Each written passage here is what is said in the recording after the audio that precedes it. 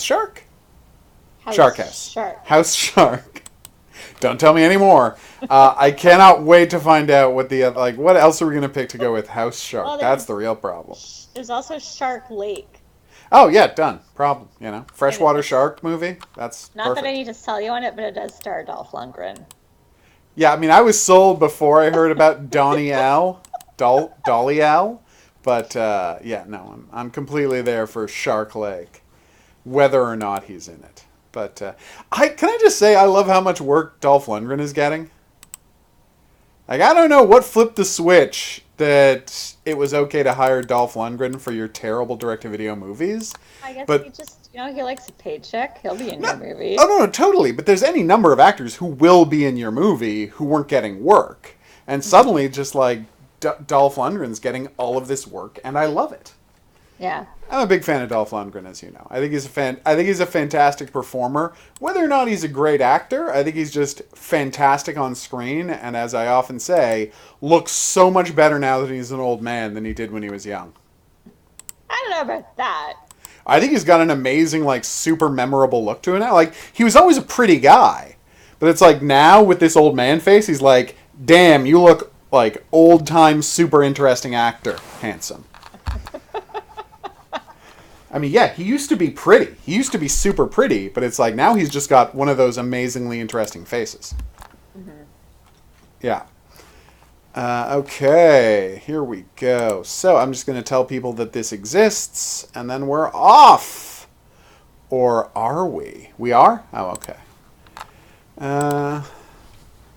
Okay. Let's stream a podcast recording sesh. I'm letting people know this is happening. All right. The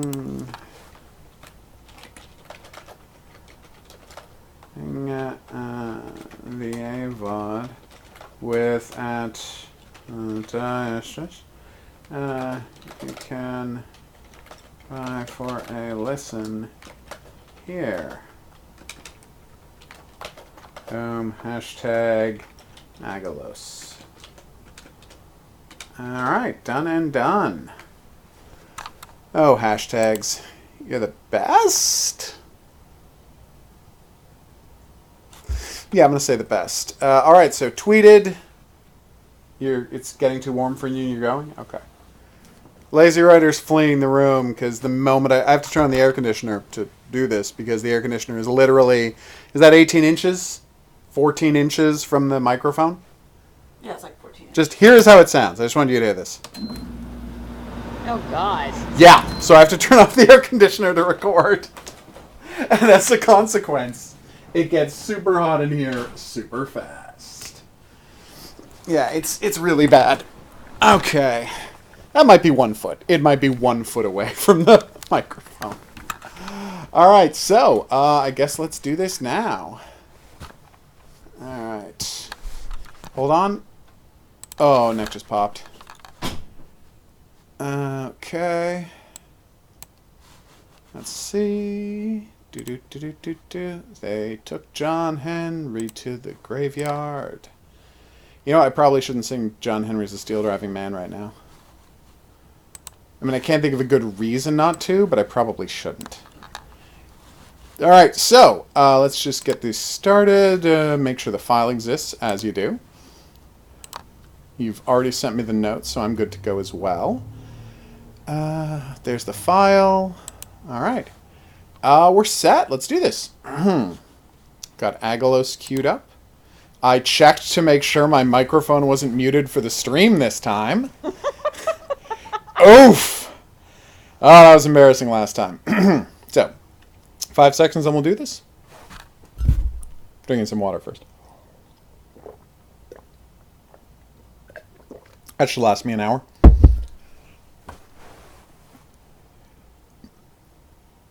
Greetings and welcome to the AVOD. I'm Count Varjalon. I'm DM. And tonight, as usual, I think the closest thing to a standard show for us is watching 2 found footage movies. It's about right, isn't it? Yeah, I watch a lot of found footage movies. we watch the most found footage. I mean, it's the genre we love the most. I think we've always been open about that. And we can talk more at length about why we love found footage movies later when we're talking about bad found footage movies and how we can persist in watching these things when so many of them are awful. But that'll be the content of the actual show. Now it's time for the pre-show, or random crap segment. Uh-huh. We both read books this week? We did. Wow. What's oh your my book? God. My book is the autobiography of the Kids in the Hall. Oh. My It's- book's a little bit more on topic. I know, it's just, we're Canadian, so I just wanted to recommend it to people. I think they should check it out, just because we are Canadian and they are integral to the Canadian entertainment experience. I just want to tell everybody that it's a darn good book, very interesting, lots of fun anecdotes.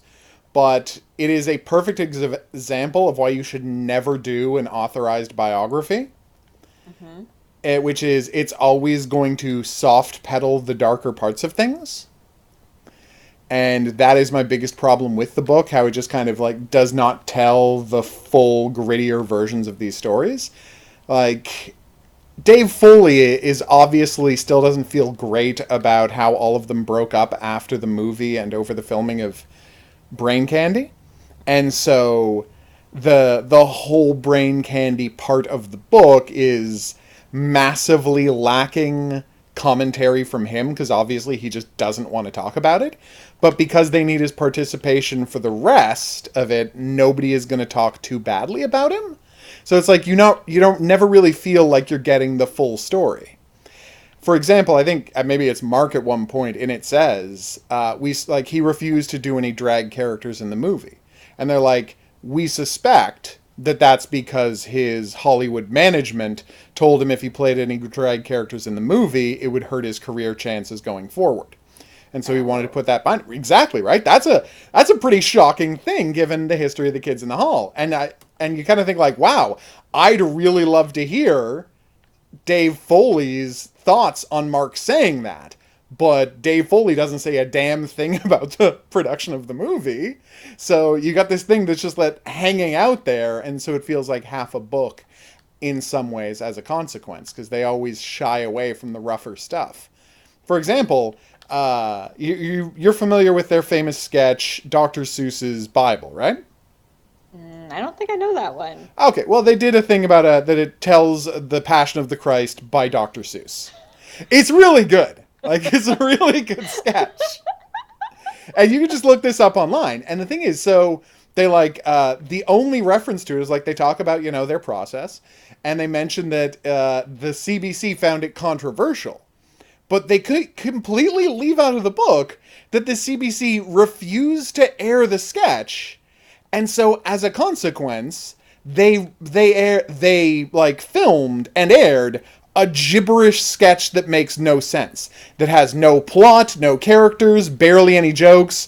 It's just them yammering at the camera for, 2 minutes, which is the length of the other sketch they were replacing. And it is utter gibberish. And as a kid, I always wondered, what's going on with this complete gibberish sketch? And the answer is, they were so pissed off at being censored, they just put gibberish on television and said, suck it, CBC.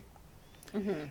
But that story is completely missing. No mention of the gibberish sketch exists in the book. And I'm like, you're missing a lot of key stuff here, guys. And it's hurting the book. There's lots of really fun stories, especially about the early days. But then when they get into all the stuff where the drama was in show production, it gets weirdly quiet. And it's too bad, because otherwise it's a pretty good book. Oh, written by Mike Myers' brother. Well, he needs a job since Sears closed, so... What? Mike Myers' brother worked for Sears. I didn't know that. Maybe as another brother? Might be another... I don't know. I had never heard that in my life. Oh, yeah, he was in an ad. Really? Yeah. Oh, God. Okay, well, maybe it's the same brother, maybe it's a different brother. I don't know. But anyway, autobiography of the Kids in the Hall. There are bad parts, but definitely worth checking out. Cool. All right, next up. My book? Yes? It sounds like you forgot that I had a book to talk about. No, I was just hoping you would jump right in. Sorry. All right. So I believe you also read a book, DM. Would you Thank kindly tell me what that book was? I read a book called A God in the Shed by J.F. Jubo. It's in English. He has a Okay. French name, but it's an English book. And it's interesting because he's a Canadian writer, and it's set in a fictional Eastern township Ooh. town called St. Okay. Ferdinand. Okay. So I just thought that was interesting because there isn't a lot of Canadian horror out there to begin with. No, and let alone set in what when you say Eastern Township, exactly where? It's Quebec. The Eastern townships are Of part Quebec. of Quebec. Okay. Yeah. I assumed as much, but I didn't want to guess. Yeah. So it was pretty good. Like it has this great build up, and then it kind of levels off, Oh. and it ends weirdly. Oh, that's the worst. So I think there's a sequel. Well, there has to be, Given the way it ends? given the way it ends, and I believe it is or was being adapted Oh, cool. for TV, and I'm like, I can see this would make a really good TV show. Nice. All right. So So is this like a really recent book? Or is it one of those situations where this deal might have fallen through? no, I think the book is fairly recent. I don't have it in front of me, but I think the book is actually pretty recent. So Okay. this deal could still be happening. That sounds awesome because Yeah. I'm and it is I should have asked, optioned by Canadians or optioned by real TV people? Oh, that's mean. It's so mean. There's plenty of good Canadian television. I was being mean for being mean's sake. I'm sorry. Pretty sure it's not Okay. Canadian. All I right. actually don't know. Again, something I probably It's should have just- looked up before I started talking about it, but It's just, I don't know. No, I'm just a bitter jerk. There's plenty of good Canadian television. It's just, tends to get overshadowed by all of the American television, all of which is filmed here. It gets kind of confusing. All right. So yeah, people. Oh, and name the author's name again, just in case people want to look it up. J.F. Jubo. J.F. Jubo. Gotcha. All right. That sounds very cool.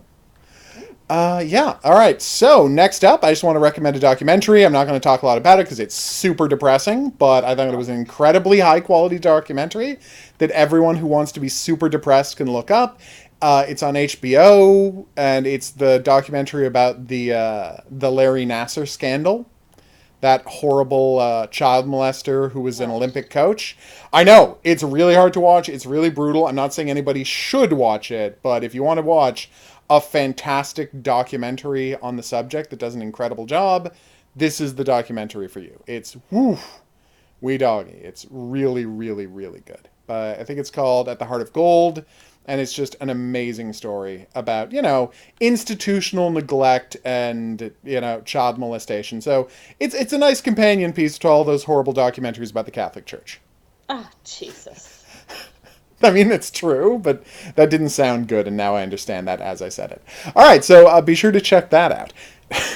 Or maybe not. Or not. Or not. Depends how depressed you want to be for the rest of the week. Next up, we have... We have a list. I love it when that happens. I know. Okay, so this week's list, which was a tough choice because It was a real, tough few options situation. to choose from. So we're going with 13 lesser-known found footage films. Ooh. I can't wait to find it. I hope both of the movies we're talking about this week are on it. Guarantee you that they're not. When is this list from? And where is it from? Okay, this list is from Dread Central, which... They're really hit and miss. Yeah. It is from January 15, 2018. Oh, okay. So yeah, only a year old. Yeah. That's not terrible. All right, so we're counting down from 13. All right. Number 13, The Borderlands. Also Why called is that Final Prayer. Why is that familiar to me? Because we've seen it. That would be why. Okay.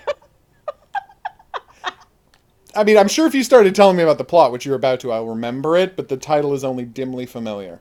It's a priest and like this religious guy and a cameraman, and they're filming weird events at a church. I think the church is haunted. Okay, yeah, all right, yeah. And I it remember turns that out one. There's something else going on with this church. Something great going on with the church? Yes. I'm not going to spoil what it is. We talked about it here on the show. Y'all really need to watch this movie. It goes to some interesting places, and that's It sure all we're does. going to say. It is a legit surprise. How often do the two of us get surprised at a movie? Yeah, it's a rare occurrence. So This when it one really happens, goes there. Yeah. and it's exciting and fun. Yeah. Yeah, absolutely check this one out. Borderlands, totally worth it. Yeah. Yeah. All right, next up. Number 12, Afflicted. Oh, Afflicted, that's the one about the guy who's touring Europe with brain cancer and becomes a vampire? Yes. Yeah, well, we already covered this on the show. Check out our episode on that if you want to hear our thoughts on that. A movie we also kind of enjoyed. Kind Listed? of. Yeah. I mean, it had its problems, but it wasn't terrible. Yeah. All right. Okay, number 11. I have not seen this. Rorschach. I haven't seen that either. Okay. It says here, by all logic, Rorschach should have been a movie that did nothing special, following a pair of paranormal investigators looking into a single mother and her daughter's haunting. It's the stock standard setup to a forgettable found footage movie. It's even got a creepy doll, just in case plain ghosts weren't unoriginal enough. So mean. The guy who wrote this watched it on YouTube. Okay. And from minute one, you can tell these are amateurs with no budget. You know, they were supposed to be complimenting this movie. So why is it on the list? Please. Blah, blah, blah, blah. Rorschach manages to feel incredibly real. The haunting is subtle with small things like scratching at the walls and sweaters falling off chairs. Shit never goes full crazy. And even during the film's climax, the most the ghost does is slam some doors. That doesn't sound... You're not really selling this movie very hard, guys. Oh, okay, sure. What the hell, Dread Central? It's a movie where almost nothing happens, but, you know, we're putting on this list of, you know, obscure movies we absolutely have to check out. Do we, though? Do we absolutely have to check out this one? I don't know. All right, go. For 10, They're Watching. Oh. I like this movie. Yeah, it's a fun movie. Again, we've covered a lot of these on the show. It seems like we're the real experts in found footage horror. Sorry. I couldn't say that with a straight face. It is true, though. All right. Okay. So, yeah. Next up. Number 9, Marble Hornets. Oh, I still want to see that. It's so long. I know. It's like 3.5 hours. 92 episodes. Oh, God. That's a lot. That's a really big commitment. It is. And, you know, the Slender Man movie came and went and nobody cared. So it's like Slender Man missed its moment by waiting 10 years to make that movie. But, well, they were all over it back in 2009, and this went on until 2015. Yeah. Yeah, Slender Man, the movie, I mean, they should have made that movie 10 years ago. Yeah. But, hey, at least they made Marble Hornets. A lot of people seem to like it. We may see it someday, but it's just so not a priority for us. Yeah. Because it's like, it's such a time commitment for something that seems like such a strange conceptual experiment. Yeah. All right. So, next up. Number 8. I don't understand why this movie keeps popping up on these lists. Okay. The Poughkeepsie Tapes. Such a garbage movie. Terrible movie. No, it is a movie that is, and this is true, only exists on these lists because it's hard to find, and that gives it a cachet. Because it was never... Oh, no, I didn't say it was good. I'm saying for people who don't know what good is, something being obscure and hard to find makes it seem alluring. Like, it's literally, these people think it's good because they had a hard time getting to see it. I honestly believe that. that is how shallow their opinions in movies is. No, it's terrible. Like, it is really a terrible film. We cannot, like... These guys, just because those two directors tried specifically to screw me financially one time, doesn't mean I held a grudge. It's actually a bad movie. I just want to give you that. Yeah, I mean, I want to give you that full disclosure thing. I also don't like them as people, but it is a bad movie. Right. You can listen to our episode about the Poughkeepsie tapes to find out why. Moving right along, we have number 7, Savage Land. Have we seen this? We have not seen this, and I think Okay. I want to, because instead of instead of moving images, it's still images. Oh, Yeah. that's interesting. Yeah. Tell me more. Um, Styled like a crime documentary, the pictures tell the story of a horrifying attack by unknown forces on a small Arizona border town. Oh, The nice. official story is that the sole survivor, an illegal immigrant and amateur photographer, went on a killing spree and murdered the whole town. The story that his pictures tell is quite different. Yay! We've often talked here about how we consider mockumentaries to be like the more evolved and better version of found footage. Yeah. And we like the authorial statements that you have to make in a mockumentary as opposed to found footage. And there is a huge amount of overlap because mockumentaries will often feature found footage elements. But there's nothing better than a great mockumentary. The best found footage movies we've ever seen haven't been as good as the best mockumentaries we've ever seen. Yes. Yeah. All right, next up. Number 6, Noroi the Curse. I don't think I've heard of this. This is a Japanese movie. Ooh. Japanese found footage. As long as it's better than Japanese Paranormal Activity, I'm sold. Remember how bad that was? Remember how bad Japanese Paranormal Activity was? I didn't watch that. Oh, no, I watched it alone and I just told you about it. Yeah. Right, yeah. It was so bad. Oh, such trash. But anyway, what is Noroi? It says here it avoids pretty much every single cliche you've come to expect from found footage. Ooh. Devoid of jump scares, the slow burn relies on atmosphere and storytelling. Oh, okay. Huh. Okay. Well, you know what? Something to think about. Yeah, inescapable tension that permeates the film. Well, I mean, that's true for a lot of J-horror. Most found footage movies would rip the blinds aside and have a screaming ghost jump at the screen. Noroi is content to just let you stare and try to make out its figure while the real monster slowly sneaks up behind you. Oh, nice. Okay. That sounds like a lot of fun. Okay. All right. Noroi, something to keep our eyes out for. Number 5, WFNU Halloween Special. We've seen this. Yeah, it's garbage. Not great. No, it really wasn't. It is. I mean, if you ever want to watch bad Ghost Watch, here it is. Right? Like, what if Ghost Watch wasn't very good, but people were super complimentary towards it anyway? That's what this is. That's exactly what this is. No, it just wasn't good at all. I mean, it's... Ugh, God. I mean, and the thing is, they were so proud of themselves for doing the old-timey commercials and the interstitials and getting everyone's clothes right. And, like, they did it all, but, like, the actual core story they're telling just isn't an interesting or good one, and that kind of kills it for me. Yeah. No, agreed. All right, next up. Number 4, Dark Secrets. Ooh. Okay, this sounds great. We gotta track this down. Maybe next week we watch... Oh, no, wait. It's all Shark Week next week. But so Shark Week. Dark Secrets, and what was the one about the border town? Savage Land. Savage Land, okay. Well, okay, wait.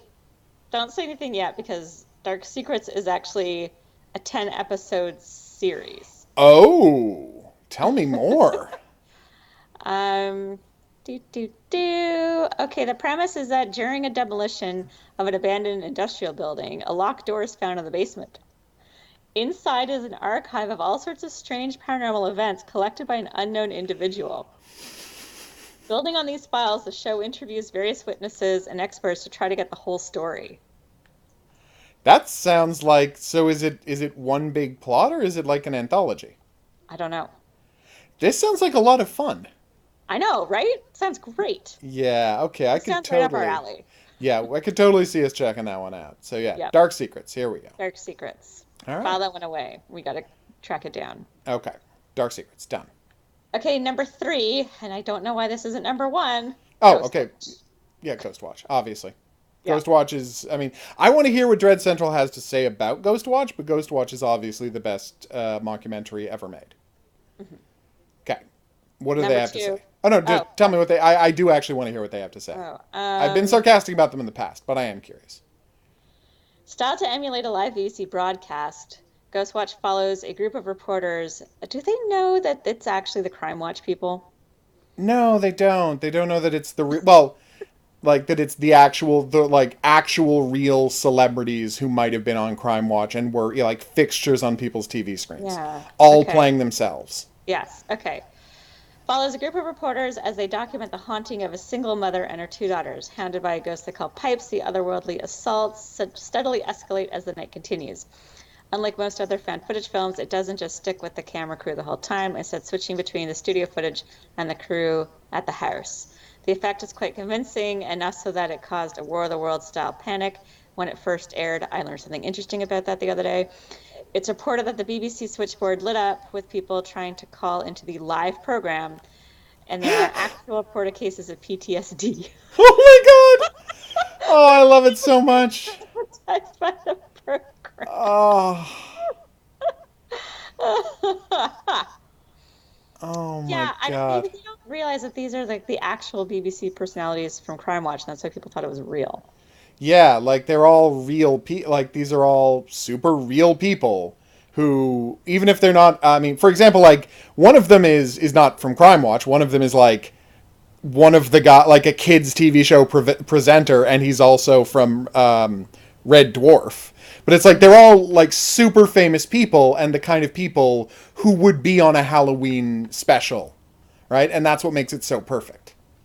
You know, the fact that it's like, even if it's not always the exact Crime Watch people, but it's like they're all super famous people who would show up on this exact kind of show. So it's kind of amazing that they were able to do it with the real people. And that's why, and the thing is, I'm sad that it's like the farther you get away from it, the less likely people are to know about that part of it. You know? Yeah, because that's like really like that's a big part of What makes it so authentic. I mean, it's great all on its own. Of course. Even if you watch it like we did. Yeah. You know, not in 1992 while it aired, but Yes. sometime in the 2000s. Yeah, sometimes in At the home. 2000s, you know, on a computer screen, not on Halloween. Yeah, But yeah, but it's still amazing in any event. it is. And the whole War of the Worlds thing I found out, nobody actually thought War of the Worlds was real. Nope. That one I The- did find out. It's Yeah. actually it's actually that's the hoax surrounding War of the Worlds is that people thought it was the hoax is that we believe people thought it was real. Yeah. That didn't actually happen at the time. I know. It makes me so sad. Like this whole story we've all heard. And then the weird part is, so my whole life I had heard that there were panic and people thought that it was real, right? Yeah. So then I actually, you know, one Halloween, it showed up on a website, the whole unedited broadcast. And so I turned it on, right? And I listened to it, and it starts with Orson Welles announcing the Mercury Players production of War of the Worlds, an adaptation, the H.G. Wells story. And we're going to format it. And then so you got the 10 minutes of the alien attack that broadcasted as a broadcast. But then after that 10 minutes, it's just a standard like radio play of the rest of the book. Yeah. You know, so it's like, no. And as I listened to it, I'm like, no one could have thought this was real. And then later I found out that no one did think it was real. Yeah. That's just a lie we were told. Yeah. So disappointing. So we're the suckers. We were always the suckers. Ugh. It was us the whole time. What a All right. twist. Are you ready for number 2? Please. Oh, wait. Is it Lake Mungo? It is Lake Mungo. Yeah! Woo! I mean, obviously 1 and 2 are Ghost Watch and Lake Mungo, but I'm so glad that our ceaseless pushing of Lake Mungo is finally making that movie catch on. You're welcome, makers of Lake Mungo. You're welcome. All us. It's 100% us, and you know it. All right. Okay, so number 1. I haven't seen this. I don't know if you've seen it. The Tunnel. I have not seen The Tunnel. What is it about? Okay. It's an Australian movie. The Tunnel follows an Australian news crew as they investigate a series of abandoned railway tunnels that have been mysteriously cordoned off by the government.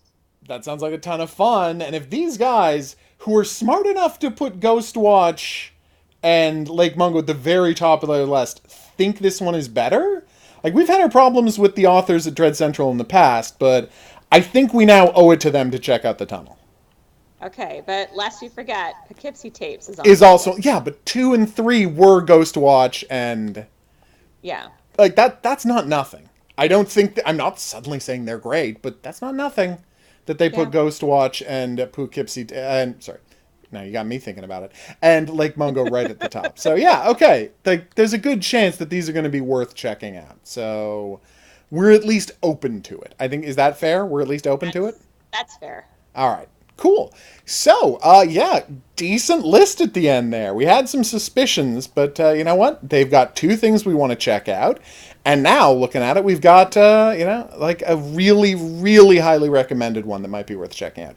If you've seen The Tunnel, viewer, maybe just let us know if they're full of it. Just if you can save us some time. Anyway, let's move on to the big question. Are they still making found footage movies? They might be. I wouldn't know because this week's upcoming horror movie is not a found footage movie. Oh. It's called Ready or Not. Oh, an adaptation of the global TV show from the 90s, doubtless. A bride's wedding night takes a sinister turn when her eccentric new in-laws force her to take part in a terrifying game. Oh. Leave her alone. She just got married. I know, but then part of the family introduction is to do a ridiculous, would you rather type situation that ends in human sacrifice, as is always the case in these movies. Come on. Not after someone just got married. I know, no. Wait a year. It's fine. Save that shit for another time. An anniversary, perhaps, or Thanksgiving. Exactly. Sometime you're going to be getting together anyway. Yeah. Yeah. Not her wedding night. Wow. Okay. Well, yeah. And who is this from? Well. Oh, no. This is, okay. Writer, Guy Busick and Ryan Murphy. Director, Matt Bettinelli-Olpin and Tyler Gillett? I think it's Gillette. But Gillette. Wait, did you say Ryan Murphy as in like the TV guy from American Horror Story? Maybe. Or possibly a different Ryan Murphy. You never know. I have no idea. All I can tell you is that the directors are YouTube personalities.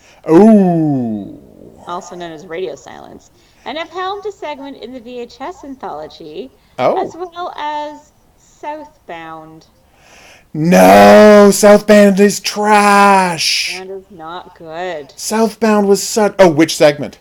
I don't know. It doesn't say. Oh, by the way, then it's got to be the worst one, or else they would have announced. Then it would have been like, at least we weren't that one, is what they would have said. Well, they aren't for VHS, so they also didn't name the segment. Oh, yeah, I guess they didn't there either. Wouldn't it be great if these are like the guys responsible for the worst one of both?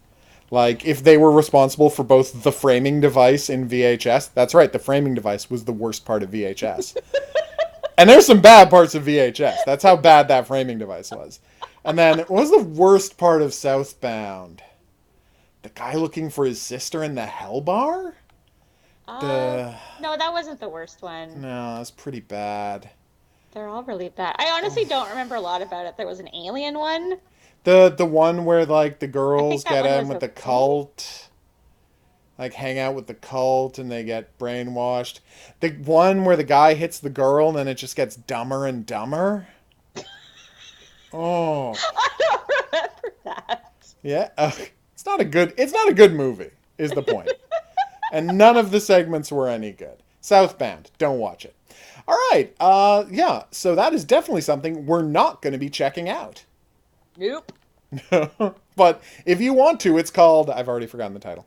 Ready or Not. Ready or Not. Ready or Not. I don't remember the rest of the words of that song. It's okay. Totally fine. No one's asking you to. It's available on YouTube, I'm sure. All right. So let's do this thing. We actually did watch 2 found footage movies this week. Neither of them are mockumentaries. They are both legit found footage. One of them is weirdly dishonest. Like, they try to talk about the concept at the beginning, but we'll get there. Like, how do I put this? They make a claim at the start of the movie that is not borne out by the film and, like, how the film is structured. And it's weird that it's like the film is going out of its way to not credit an author with what we're watching, but then it's still authorial choices are being made. So it's very strange. But you know what? I don't know what we're talking about. That's the movie we're talking about second. Start us off. All right, our first movie tonight is called Blackwood Evil. Ooh. A woman who is either a new TV reporter or is auditioning to be a TV reporter heads out to a haunted house to document the weirdness. Ooh. And I told you had to watch this. It's so slow. In real time. It's so slow. Oh, okay. How much did you hate her on a scale of 1 to 10? She's absolutely the worst. Like 11? Well, the thing is, do you know what I think you can guess what my honest reaction to this movie was, which is, it's quite simply, I take back everything bad I ever said about the Blair Witch Project. I rescind all of it. Because this movie, oh my god. Well, I mean, 100%. Like, it is clearly a film made by people who said, wow, look at all the money they made making the Blair Witch Project. And they spent no money making that. I bet we could do that. And then the answer was, why can't we do that? Because you don't have any talent. Because you don't know what you're doing. Because you're terrible at this. Yeah. Oh, God. All right. So, yes. Like, terrible in every conceivable way. Yeah. So it does nothing right. So maybe she's a TV reporter or she just wants to be. Who knows? So they do the thing where they travel around before they go to the haunted house to like set the scene and give you the background. Yep. And they go to, and she has a cameraman with her who is presumably like a professional cameraman. Well, you wouldn't you wouldn't say that based on his actions in the film. Well, this is what I'm saying. So at one point they go to a cemetery. Yeah. So she can talk about the history of the area.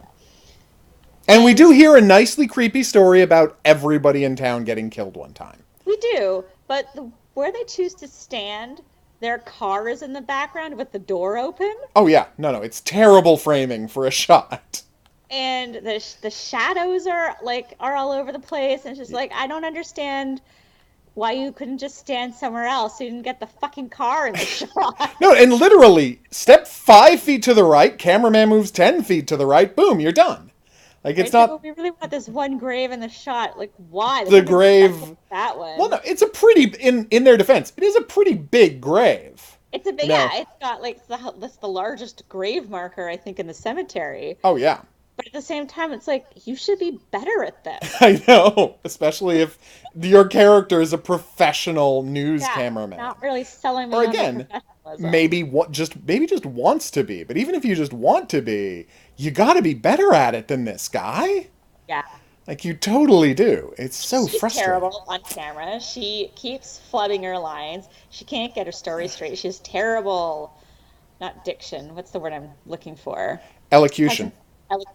Presentation. Yep. That too. All of it. She has no idea how to play to the camera. She has no idea how to properly hit the parts of lines. As you say, she's constantly flubbing it and then like saying we'll cut away and restart. Like, you're just so bad at your job. Like, what you could have done was just like shot this a bunch of times and used the best take. This isn't really happening, you know? Like, you don't have to show us the behind-the-scenes process because we're not watching the full length of the tape. There are edits in this movie. And so, like, edit some of the bad stuff out of it, maybe. Yeah, exactly. You know, that would have been a good choice. Yeah, Ugh. We should be seeing something, even if you're going to leave in the mistakes, it still needs to be more polished than what it totally. is. Oh, no, absolutely. But, I mean, there's not a good reason. Like, you could leave in 1 or 2 mistakes just to show that, like, this is, like, she's getting warmed up, blah, blah, blah, blah, blah. But at some point, there are diminishing returns to that concept. And it's very quickly. It's like the sheriff's department edited this tape? Yeah, of course. Because, again, we cut between different cameras in the film. Why would they leave all of this for her flubbing lines in? Like, it doesn't make any sense. This is the best take. This is as good as it gets, people.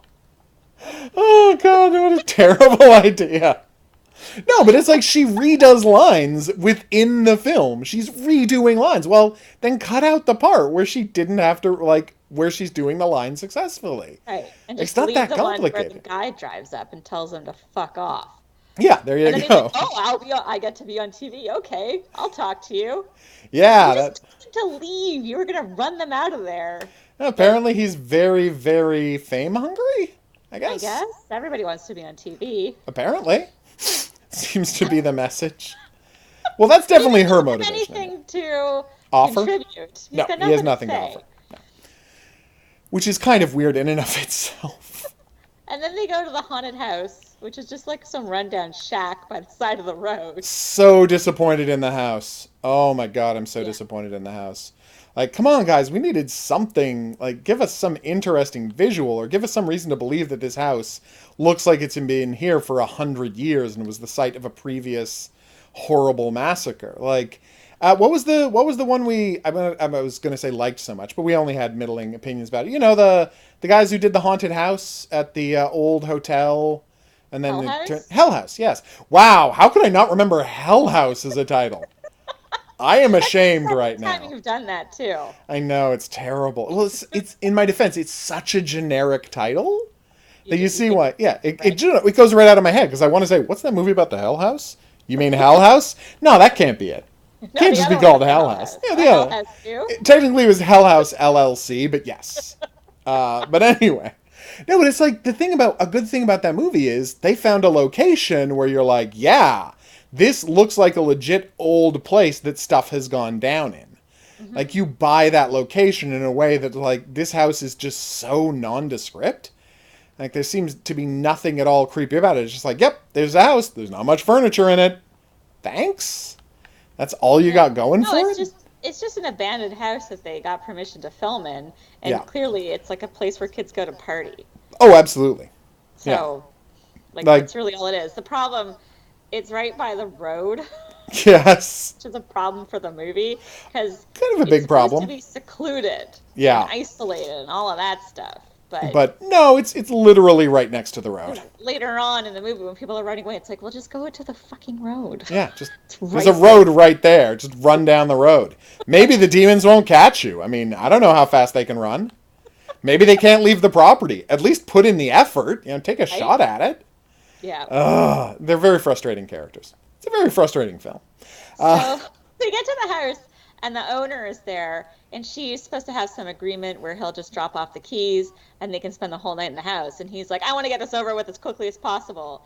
And it's like this endless argument between the two of them. Well, I faxed you this. Well, I didn't get anything, and I'm not signing it. This is the agreement. But I faxed you the agreement. This is the agreement. And it goes on like this. It's like you're watching the worst improv in the world, where it's like, the thing is, rule one of improv is don't say no, because that stops a scene dead. And then the other character wants to keep the scene going, so they just have to insist on their thing until you stop saying no over and over again. Yeah. So it's like, you can say, don't say no. Say, if you want to if you want to make the character more complex, add some tension. Say, I've had some second thoughts and I want more money for my time. And then you have a negotiation, then you've got a scene. But no, you've just got people arguing about whether or not the paperwork was in order. I think it was. I say it wasn't. This is not a film. I'm not watching a film at this point. And that's not the only argument between these two people. I know. So this guy knows that they're here because they think the house is haunted and they want to film it. Yeah. And he's like, this house isn't haunted. It's a waste of my time. I got other better things to do. It's like, then go do them. Bitch, why are you hanging out here? And it's not like you're afraid they're going to trash your house. The house is already trash. Why are you going to spend your whole night hanging out with them if you don't care about any of this? Exactly. Oh, so you can keep fighting. Well, that's great. Here's so the glad thing. we're here to see this. Well, no, and it's what made me appreciate, the Blair Witch Project so much watching this. It's like, say what you will, they don't start fighting until they're a couple of days into this project going badly. Like, they joke each other and they tease each other, but they don't start, being dicks to each other until their lives are in danger and they're incredibly frustrated and lashing out. These people have had to spend an hour and a half together, and starting 5 minutes in, they are at each other's throats, and it's impossible to watch. Yeah. Oh, Because, I hated like, all the of them two so of much. them are they're the worst. They're the most Yeah. aggravating characters Oh, completely. in Like, any movie ever. She's not shrill, but she's got this really aggravating voice and she's yep. really condescending and he's just an asshole and Yeah. he knows it and he's doing his utmost to be an even bigger asshole Well, every and that's chance the he thing. gets. He's an It's like, asshole right from jump. Like, why right are from the you first moment, why are he's you an even asshole. engaging? And like they're trying, then the psychic shows up and they're gonna have a seance, and he keeps interrupting the reporter's interview with the medium, and Yep. he's like, "This is taking too long." And she's like, "Well, if you would stop interrupting, we could get this done." Yeah. And he's like, "But it's taking too long," and it just goes on and on like this. And Yep. it's No, I need every moment of this to be about me. and God then damn it. reporter doesn't know how to manage him No. properly, and No, it's she is so in no control aggravating of to the situation. Yeah. She is in oh my zero God. control of her situation. It's like, if you're already a reporter, you should be fired. If this is just your dream job, you're terrible at it and you don't deserve to have your dream job. No, she's the worst. She is the worst. He's the worst. It's so infuriating having to spend a whole movie with these people. Thank God the movie is only 80 minutes long. But But will you it's see a longer 80 minutes? I don't know. exactly. Oh goodness. So then the, the cameraman gets involved. I know. He's a big guy, but he can't control the asshole either. Like he's Nope. just so ugh. That's exactly what this film needed, by the way. Another person yelling. Exactly. 100% just what this movie needed. Yet another person yelling. And And to then be fair, the psychic doesn't yell that much. no, she doesn't. She's actually the only one who's trying to calm everybody down. And keep it professional, yeah. Exactly. And then when weird stuff starts happening in the house, the owner accuses the reporter of hiring people I know. up and make noise. It's like, what the fuck are you talking about? We're out here, you say, in the middle of nowhere. Do you think someone was like lying in wait and hiding in a cupboard? Like, you're out of the room for 2 seconds, you come back and it's being ghosted up. No one had the time to come in, walk in, do that, and leave. That's just a fact. There's no way. Oh, God, he's so annoying. She's like, my grandfather shot himself in that chair you're sitting in. It's like, dude, are you on board with this shit or not? I know, because you could have said no to this. Yeah. Like, you had every opportunity to say no to this, but instead you said yes, and then you just make everyone's lives a living hell the whole time. Yeah. No, you're right. It's rare to see a character that infuriating. Yeah. Like, she is just the worst. He He is just the worst. For a also moment I the thought worst. about. She's also the worst, but she's not as bad as him. No, again, the psychic's not too bad. Like, she's honestly yeah, not the too bad. psychic's okay. Yeah, So psychic's then, okay. I don't know, just some shit happens, and then somebody dies. You're like, thank God. Yep. And they run out, and then The stick piece was pretty good. yes, the That. human sacrifice thing. Yes. Yeah, then they run into the room, and there's been a human sacrifice, and there doesn't seem to have been time for that to happen. Yes. I thought that Yeah. was really well done. It was impactful, and it's like, it's such a big change, and I mean, there's an obvious cut, but it's, Yeah. with the shakiness of the cam, it's not that big of a problem.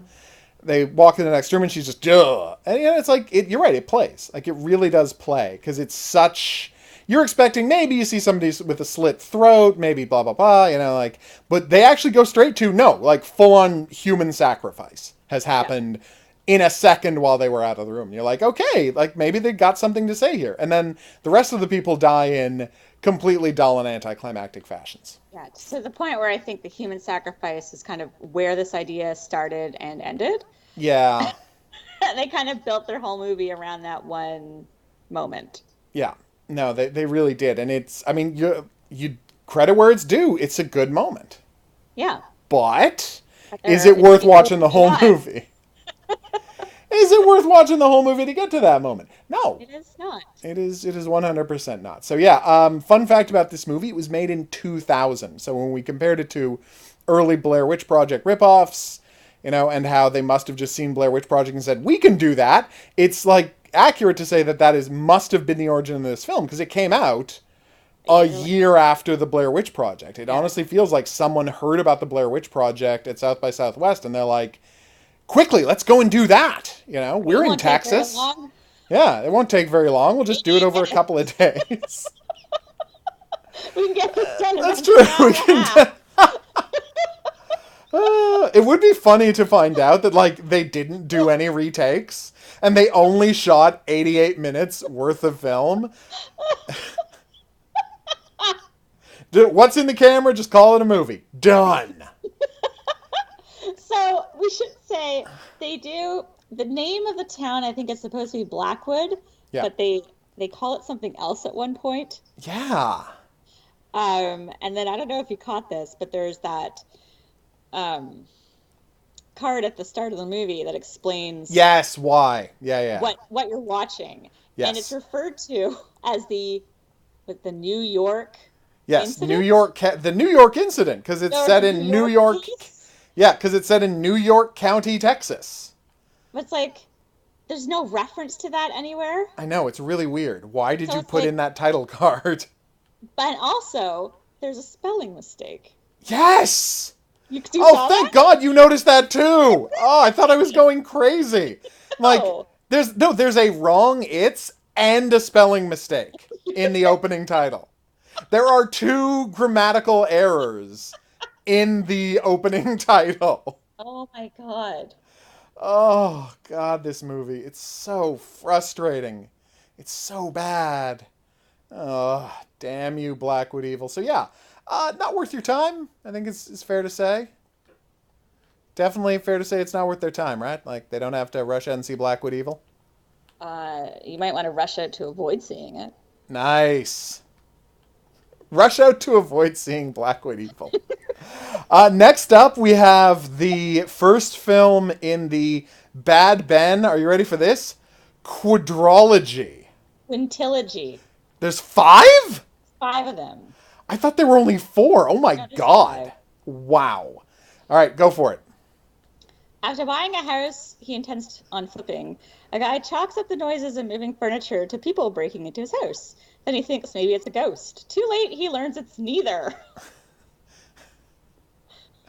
All right, so. I'm not sure what it is, I'll be honest with you. Well, that's why they made 4 more. That's why they made 4 more of them. A bit of both. Okay, so yeah. Bad Ben. Okay, where to start? I want to say something nice first before I get into being a dick.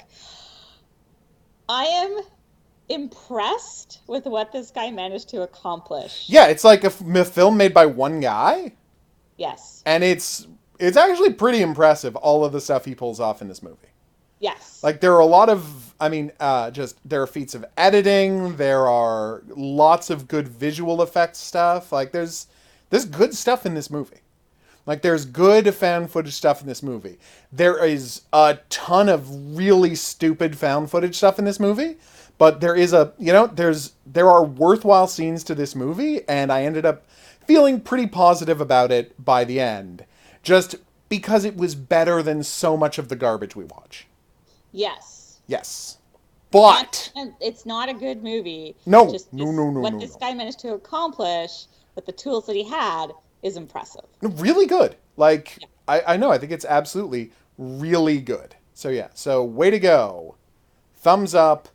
Writer-director of Bad Ben. You accomplished something really interesting in Bad Ben. However. Oof. There's some stuff to talk about. All right. So first off, this is going to sound crazy, right? I don't think this guy knows what house flipping means. Because to flip a house means to buy a bad house and then renovate it and then sell it for profit. He buys a house that is massively undervalued, but is in every other way a perfectly nice, perfectly put together, completely modern home. Also, he makes the point of saying, not even he, the movie makes the point of stating that this house was bought at a sheriff's sale. Yes. But then later on, he talks about how the owners couldn't or didn't pay their mortgage. And I'm like, that's a foreclosure. Which That is would a different probably thing go than a to sheriff's sale. sale through a bank, not a sheriff's sale, which Yep. is like a police auction. Yes. It is specifically said he buys at a police auction, and then he has the gall to later be like, why didn't you tell me this was a murder house? I'm like, what? Again, bitch, why did you think you were at a sheriff's sale? Well, here's the other thing. He's talking to a realtor. Yes! You didn't buy the house from a realtor. No, you bought it at a sheriff's auction! Sheriff's auction, at a police auction. Yes! Nobody has to disclose anything. No, but It's the a fact... police auction. But more importantly, the fact that you're right. You don't need to disclose anything. You know why this film is on sale by the police. There was a crime there. Or, or, to be fair, it could have been, like, seized as the proceeds of a criminal enterprise. But even then, no, there are only two reasons. A crime happened in the house, or it has been seized as Yeah, exactly. And you don't go to a sheriff's That's completely true. sale. Yes. No. It usually has to be like, there was a brutal murder in the house and everyone who might be connected is dead. And nobody has that. Yeah. That still wouldn't be part of a police auction. Yeah, I guess you're right. Police auction would only happen if the sheriff's department seized the house because... Yeah, they seized it. Yeah, because it was the proceeds of crime, so... I don't even know why it's at a sheriff's auction in this movie. But the thing is, maybe he doesn't understand that houses do go to auction. Oh, yeah. And you can buy them at cheap, but it's not a police sheriff's. auction. Yeah, it's not a police auction. It's like Yeah. a bank auction. Yeah, they specifically say the wrong thing right at the beginning of the movie. But in any event, like, I have no sympathy for this character who doesn't for one moment wonder why the house is so cheap. No. Like, who buys a house that costs a third of what it should cost and not be like, hey, why does this thing cost a third of what it should cost? Well, Why was he able to pick it up for nothing? There is a TV show that I love to watch in which houses are sold at auction for super cheap. Okay. That's because the houses need to be moved off the property. Because the property is going to be developed. Oh, neat. So you the- jack up the house, you put it on a truck, and you move it to an empty plot of land. Yes. Cool. I mean, that's a cool premise for a show. What am I going to do? Lie and say that's not interesting? That's interesting. Yeah. That's not what's going on with this house, though. No, This not at house all. isn't going anywhere. No, it's not going anywhere. In fact, they like own, 9 acres, he says? Like a huge piece It's a of land. huge lot that has this completely modern, brand new house on it. Yeah. He should be very curious as to why, but it takes him until more than halfway through the movie to inquire at all about the provenance of the house. Yes. Which is weird just for the character. But then the only thing you find out is that the people who lived there died. Yes. But you only get the sense that it's an adult couple. Yeah. There's never, like, when he's talking to the real estate agent or whoever on the phone, there's no mention of a baby. No. But there was a baby in the house. Yes, there was a baby in the house. A garbage bag full of bloody baby clothes and a box of knives, and he's like, I'll deal with this later. I'm like, you deal with this now. What really bothered me about this scene is, I shouldn't touch this, but this might be evidence. Yeah, it might be. Call the cops and have them pick it up. They're not going to mind coming out. They're the ones who just sold you the house, apparently. And they would know that there was a brutal murder that took place there that probably wasn't solved. I think they're going to be happy to pick up all of this evidence you're offering them.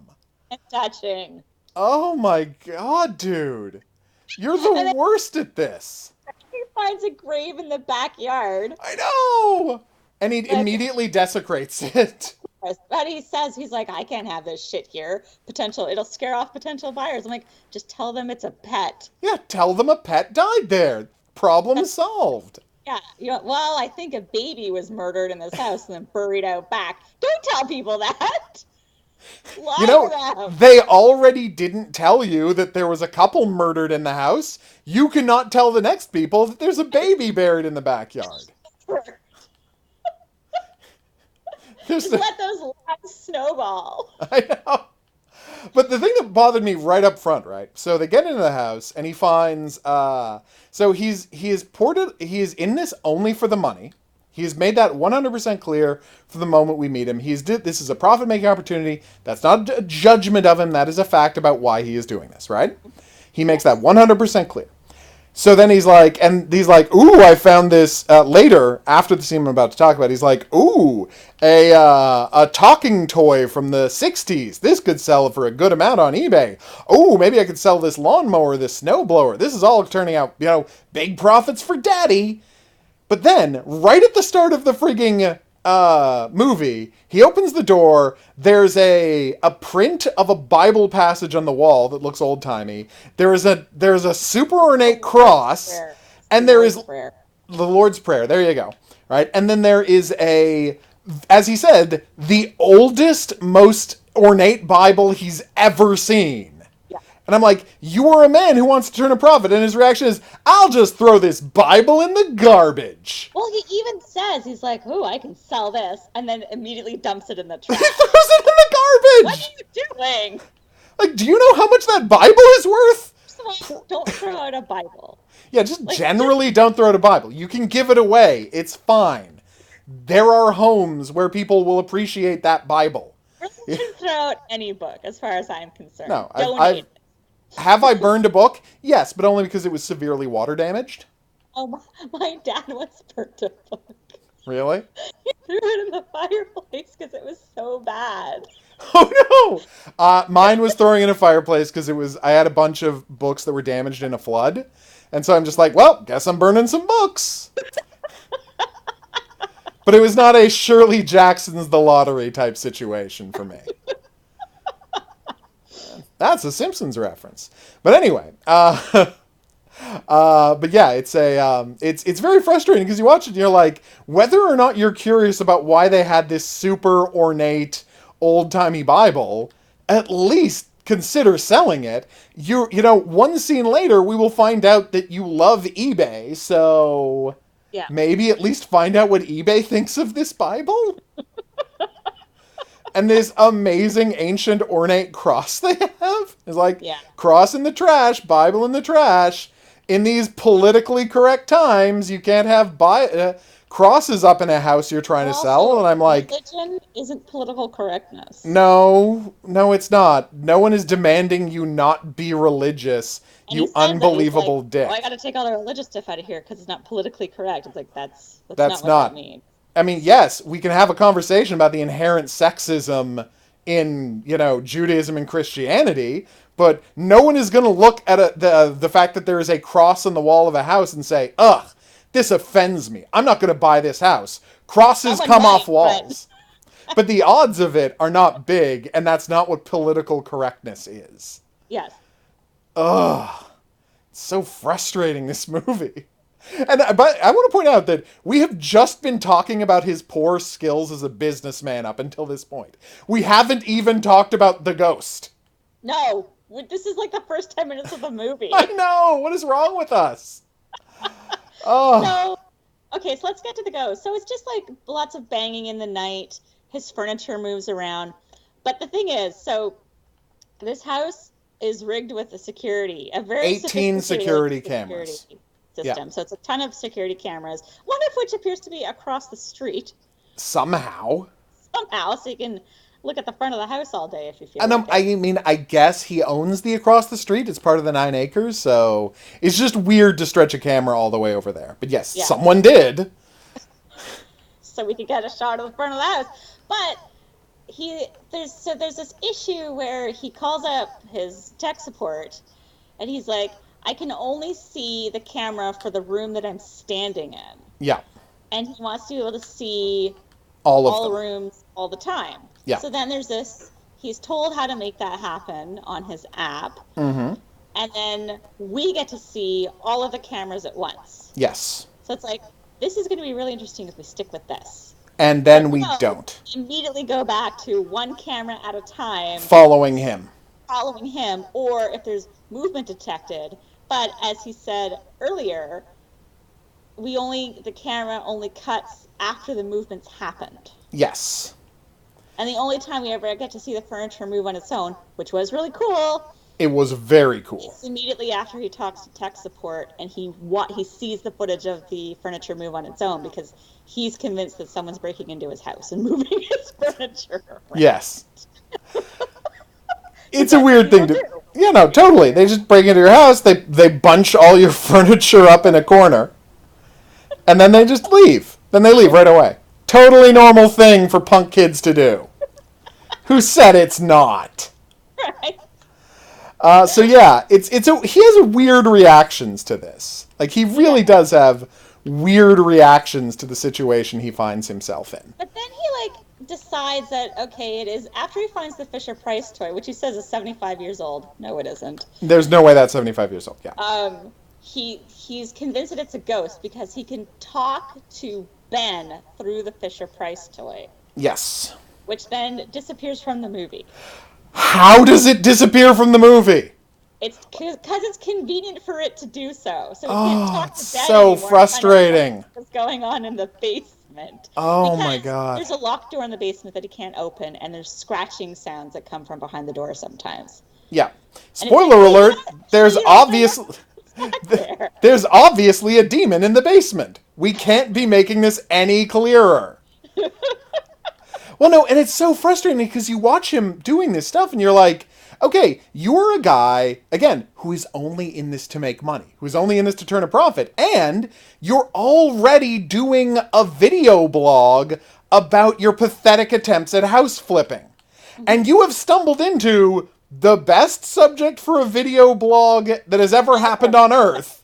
Yes. An actual haunting. And you're like, and your response is not, screw house flipping. Let's just start talking to this ghost full time. Let's open up a Patreon for communicating with the spirit world. Well, because he's dumped all of his money into this house. He's got to turn it around. Also, he can turn that profit by starting the ghost talking Patreon. Depending on which state you're in, because I think the rules vary state to state. Yeah. You have a limited amount of time in which to flip the house. Otherwise, you officially take ownership. And you have to start paying taxes or something on the property. But do you know how much Patreon money he's going to pick up running the Talking to Ben, the Magic Ghost Talker channel? I don't know if this guy knows about Patreon. He definitely, again, he's doing a video blog about house flipping. He's got to be aware of stuff on the internet. How does he... But I'm just saying, the man has stumbled into a situation where a ghost is happy to communicate with him, and his response is not, let's just make this mini documentary I'm making all about the ghost. His reaction is trying to bully the ghost out of the house so he can resell it. Yeah. Dude, burying the lead. But he's made it very clear he doesn't care about ghosts. I know! He's like, I'm not afraid of you. I'm a Christian. I don't give a shit about ghosts. I'm like, what is wrong with you? Specific to Christians? It's not at all. Well, no, technically he does say, you can't hurt me. I'm a Christian. Right, I'm not afraid of ghosts. I'm not afraid of ghosts. I'm a Christian. I don't think that's how ghosts work. There's this movie called The Exorcist you should look into. What if it's not a Christian ghost? It might. You're right. Actually, that's a really strong point. It might be a Buddhist ghost. It could be a Jewish ghost, for all you know. Yeah, there you go. It has its own rules. I don't know. There are Dybbuk's. You don't know. A Dybbuk's not a ghost. I know. It's just a nice thing to. It's just a nice word to say. A really nice word to say, Dybbuk. But anyway, it's so frustrating because it's dude, focus on the ghost. This ghost is the most interesting thing to have happened to you in your entire life, and you just want to keep, trying to shift this crappy house? What is wrong with you? So there's a bad smell coming from the attic. Yeah. And he goes to investigate, and he finds what he identifies as a satanic altar. Yep. I'm not entirely sure what it is. And there's a neat effect with the flame going out. Yep. Or sorry, not going out. igniting. Igniting, yeah. And then he's like, oh, nuts to you, satanic altar, and like dumps it all in a shopping bag. Yep. But the smell doesn't go away. And then... and it's covered in ashes. Yep, there's basically, presumably, a character was cremated, and that's a person's ashes, I guess. And the ghost starts writing messages in the ashes, and he gets it on film, and instead of, again, conversing with the ghost, asking what's going on, asking for an explanation of the basement, who is Ben? Like, the thing is, if you had to do that with yes or no questions, it would take forever. But now the ghost is showing off that the ghost can just write words, and he is monstrously incurious. Hilarious if the ghost is just going out of his way to communicate with this guy. I know. Like, listen to me. It almost becomes parody. The fact that this ghost keeps trying to give this guy information and talk to this guy, and he's like, I'm not hearing of it. Get out of my house. I've got a house to sell. What is wrong with this guy? So the ghost never, Ben, I don't know who, writes in the ashes, not your home. It's like, yep. Okay, that's true. All right. And the guy's like, yeah, well, I paid for it, so. I know. Like, that's the end of that. I think maybe. That's not what the ghost meant? I don't know what the ghost, to be perfectly honest. No, we don't know exactly, but yeah. Supposed to be a baby? Well, it's tough. He's a child. No, yeah, he finds a drawing. You're right, it's not a baby. He finds a drawing by the child. So Ben was at least 4. Or something, 4 or 5, because he's drawn a picture of him, his mother, his father, and Bad Ben. Ooh, which is the demonic version of him, and he lives in the basement. Or it's his evil twin. Or his evil twin, and that's Bad Ben's ashes. I don't know. The point is, the film is not interested in telling us. To find out, you'll have to watch Bad Ben 2, Steelmanville Row. And then Bad Ben 2, yeah, the prequel. And then Bad Ben 3, the final chapter, and then 2 more Bad Ben movies. Bad Ben, then Steelmanville Road, then Badder Ben, then I don't remember what the 4th one's called, then Crescent Moon Clown. Did you just wait? Hold on. Oh, wait! Stop! I need you to stop. Did you just say Crescent Moon Clown? I did. We are so watching the rest of this series. What the hell are you doing? So yeah, like, just as you say, as an accomplishment of filmmaking, we got to tip our cap. Is called the Mandela effect, but I think they meant mandala.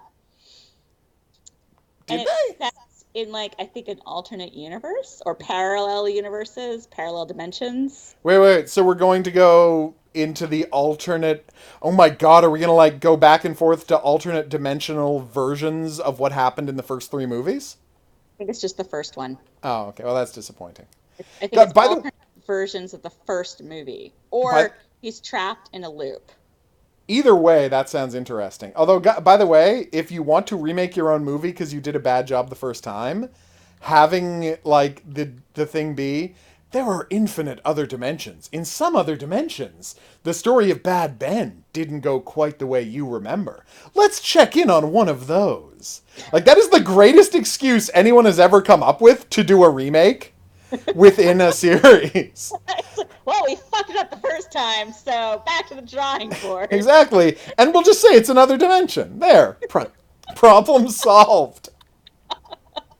It's kind of a great idea, and if that's what they were going for, I gotta say, I really respect their decision.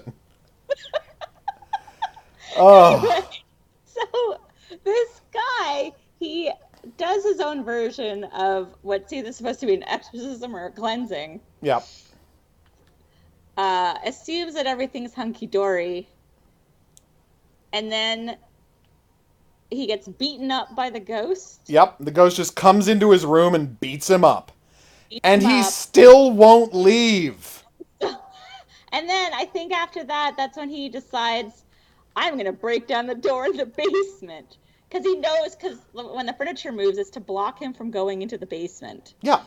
He's like, what's in the basement? why don't you want me to go into the basement? It's like, maybe you should heed the ghost's warning and stay the fuck out of the basement. The ghost couldn't be clearer about how important it is to not go into the basement. Like, the ghost isn't clear about a lot of stuff. The ghost is very nebulous a lot of the time. But it is very clear about this whole basement situation. Don't go in the basement, buddy! And he goes into the basement! And he goes into the basement, and it gets weird. It gets really weird. And then it ends. And that's the end of the movie. Yeah. And the thing is, and this is what kind of frustrated me, that, like, they specifically say that all 14 cameras have been filming for the whole week over which the movie takes place. Like, we are told that. Right? Yeah. It's not just the room he's in. It's all the cameras are always filming. See either the room he's in or the room the ghost is in. Yes, exactly. So someone has edited this film together, right? But it's made clear at the start of the movie that this has not been edited in any way. Yes. And I'm like... That scene where he gets all the cameras to show up on his screen at one time is pointless because because immediately after that it goes back to just following either the ghost or him. Yes.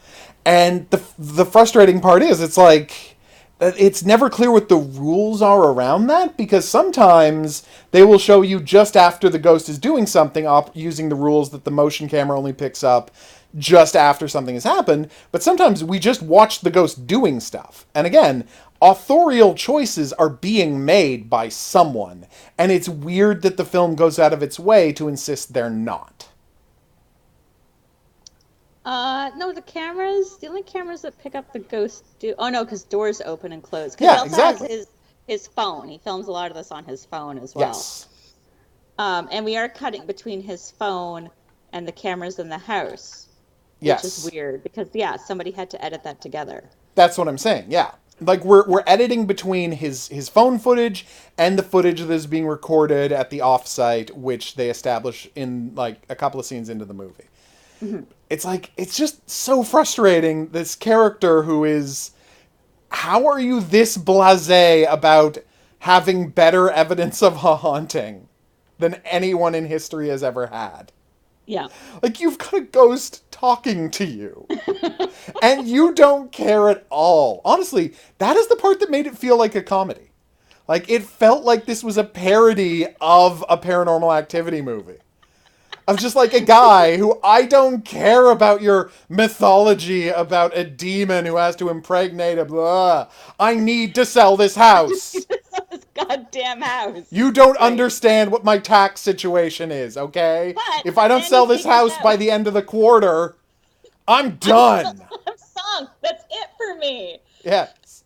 I have to move back home. But, and at the end, the ghost turns out to be a big selling point.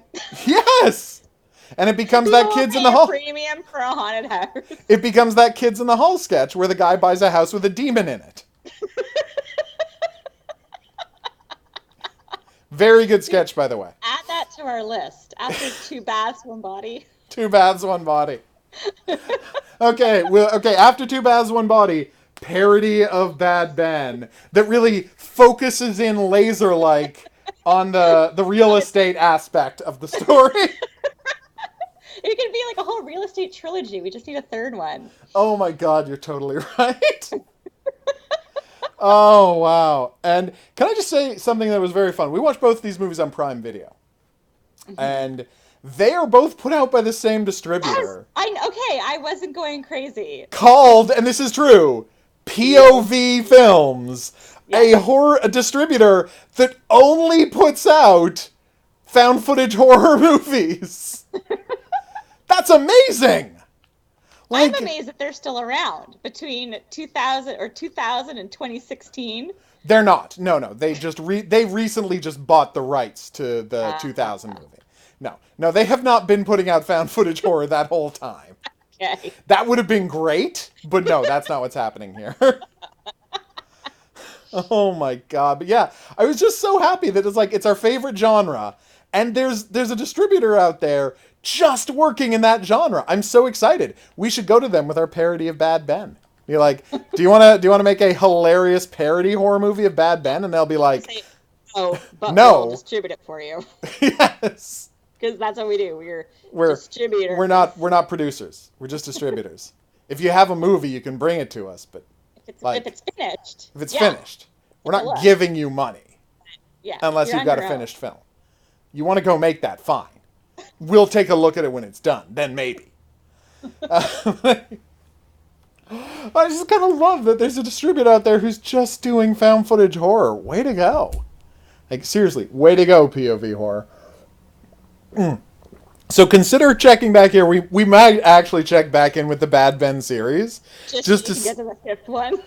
Well, I mean, how? How are there 5 of these? I don't know. Although, unless it gets more and more just about real estate every time. Like, what if it's just... It stops being about ghosts entirely at some point, and is just about house flipping? Like, as you say, the point becomes it's like the ghosts are barely factoring into the plot at all. And it escalates every time how bad the ghost situation is and how much people are ignoring it to focus on selling houses. Where it's like, we need like a tarp or sod to cover up this gaping hellmouth in the front yard. With rings of demons dancing around it. The open house is in half an hour! Figure out what kind of goat they want sacrificed and just get it done! I would watch that. I would watch the hell out of that movie. Okay. Alright, so that was Bad Ben. That was our check-in with the offerings of POV horror, which you might be hearing more about POV from us. Films? I think it's POV Films. POV Films, yes, POV Films. Who even have a title card that is like a ripoff of the Blair Witch Project. Yep. So, like, they know what they're selling, and they're selling it well? No, they're selling it. So. Well, they're selling it whether it's well or not. Yeah. All right, so I guess that's that. At the end of the show here, do you have any narcissism you would like to watch?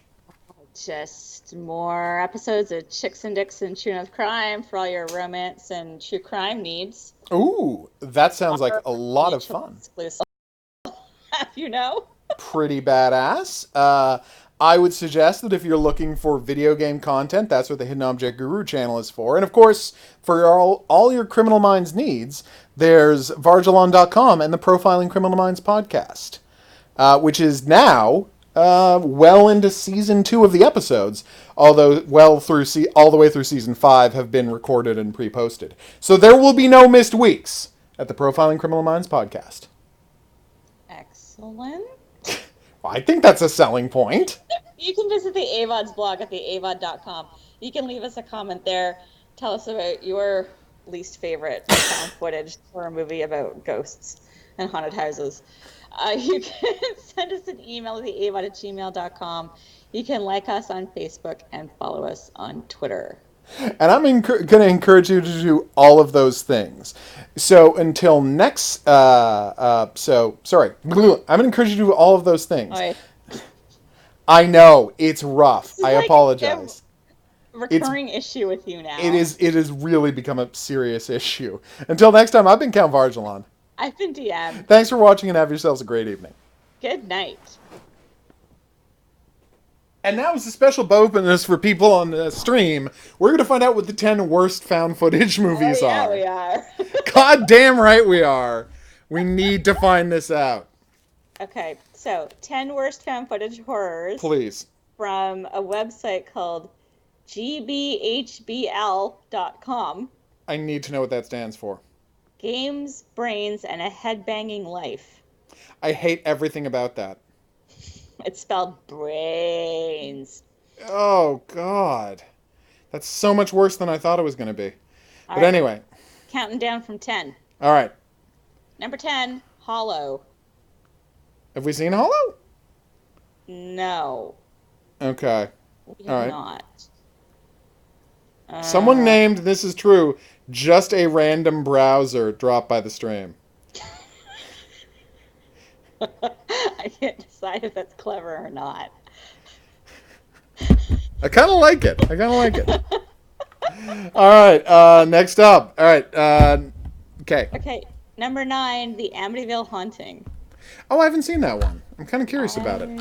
Um, It seems like Amityville would be a good subject to build a found footage movie about. hmm. Like, it just seems like a natural way to go with it. So it's too bad it sucks, apparently. I think it would be more interesting, though, if people found a way to focus on the fact that none of that actually happened. Yeah. That's such an interesting part of the story, that it was all just a fraud. Yeah, Like, that the people were running out of money, and then they're like, oh, been this brutal murder in your house. Okay, boom, let's cash in.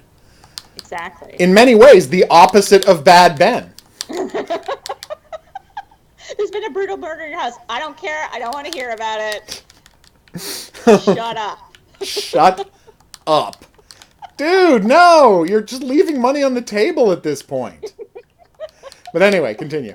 Number 8, The Pyramid. Ooh, Yeah, I hated that. It's a bad movie. I really didn't like that movie. Number 7, The Houses October Built. Yay! That was terrible. Thank you for saying so. Yeah, we hated that movie so much. And I'm so angry that it got a sequel. Right?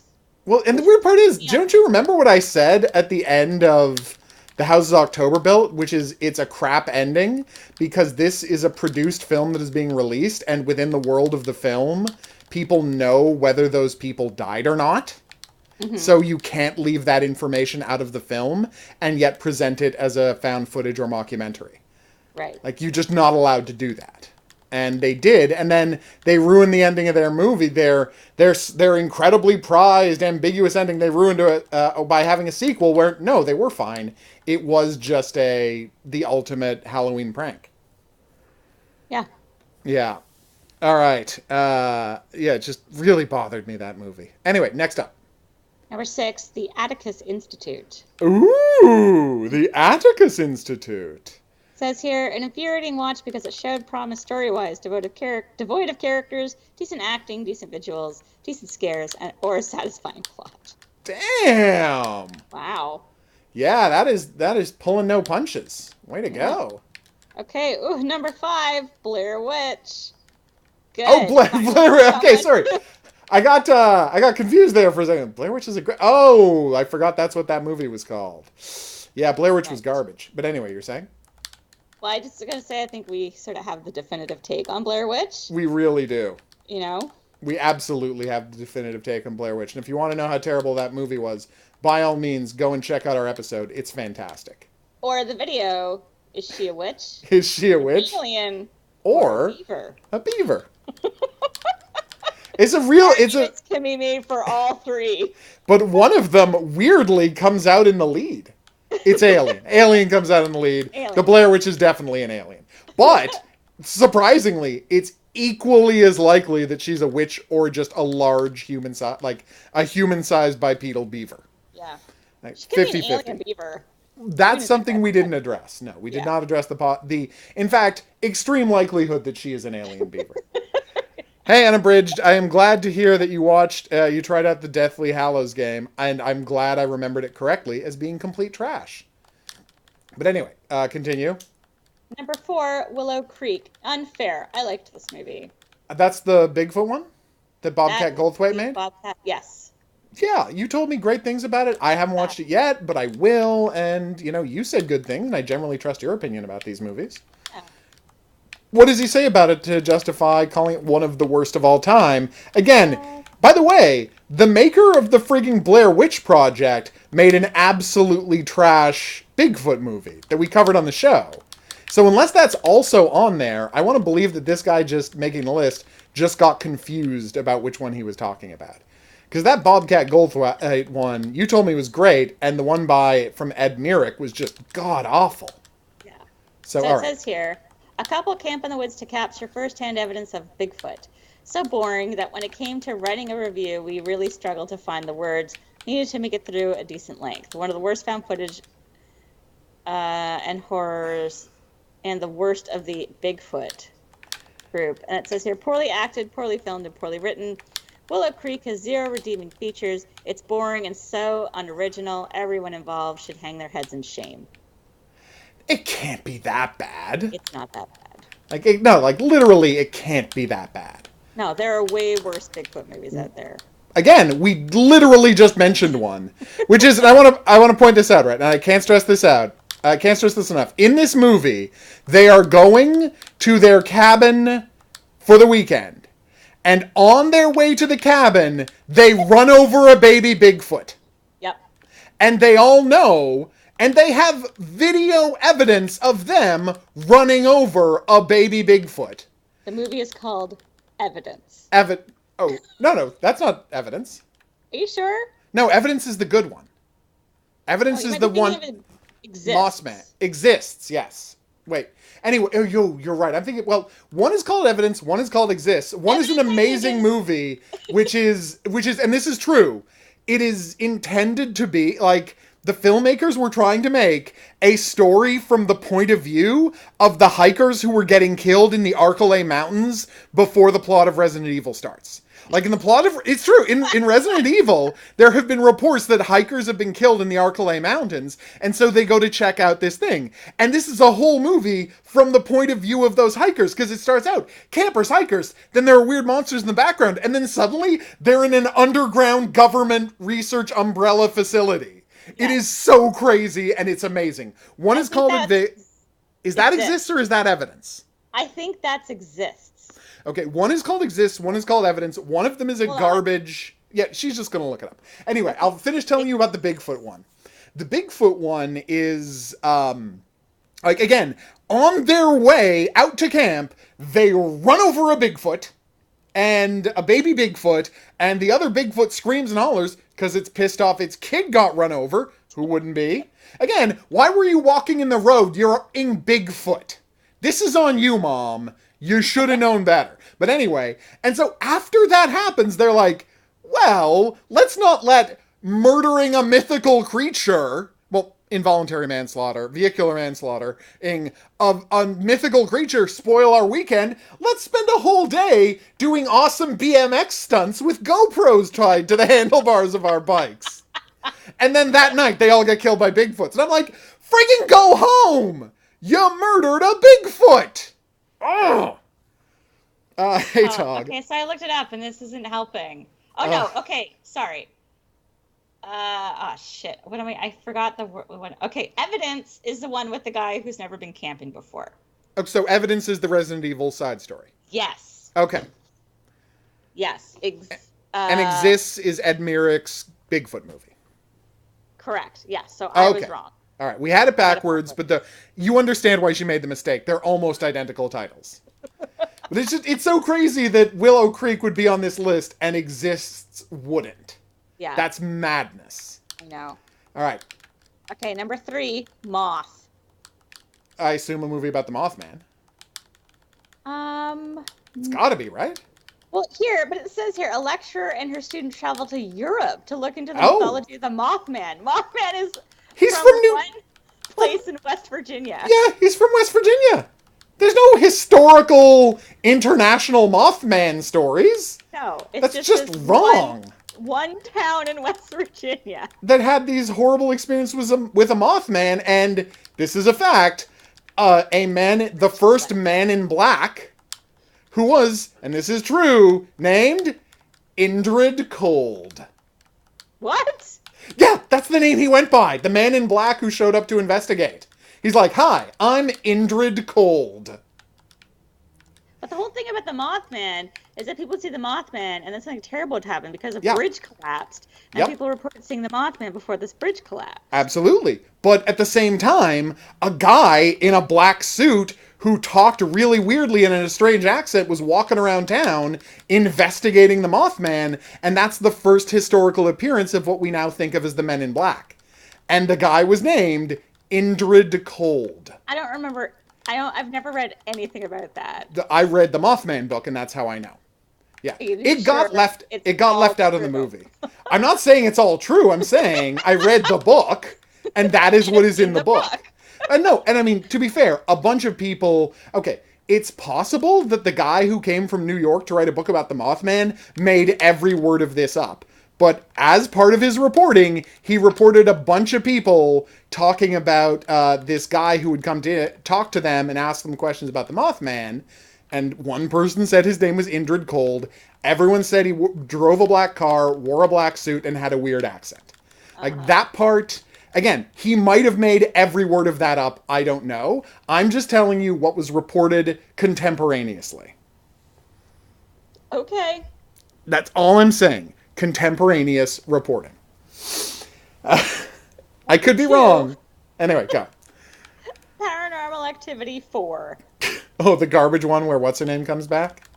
I've not seen it. Neither have I. I just know what the plot of it is. The main character from the first movie comes back, and she's like living across, and it's this ridiculous plot where it's like I'm like, I'm never gonna watch this. I'm just gonna read the plot, right? And it's like, so you remember at the end of 2, they do the epilogue where she comes and steals the baby.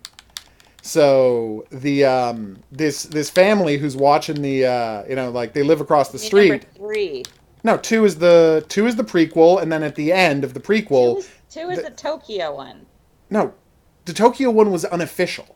It was in called Japan. Paranormal Activity 2 Tokyo Nights. In Japan, it's called that. It was never released outside of Japan and is not considered to be a canonical sequel. Because the plot of that movie is the minute she walked out of her house at the end of the movie, she got hit by the car of a Japanese tourist and died, and that the demon started following the Japanese tourist. It is not canonically part of the franchise. It's just they licensed out the name to a Japanese film company to make a movie just for name recognition and because it's a couple of bucks for them.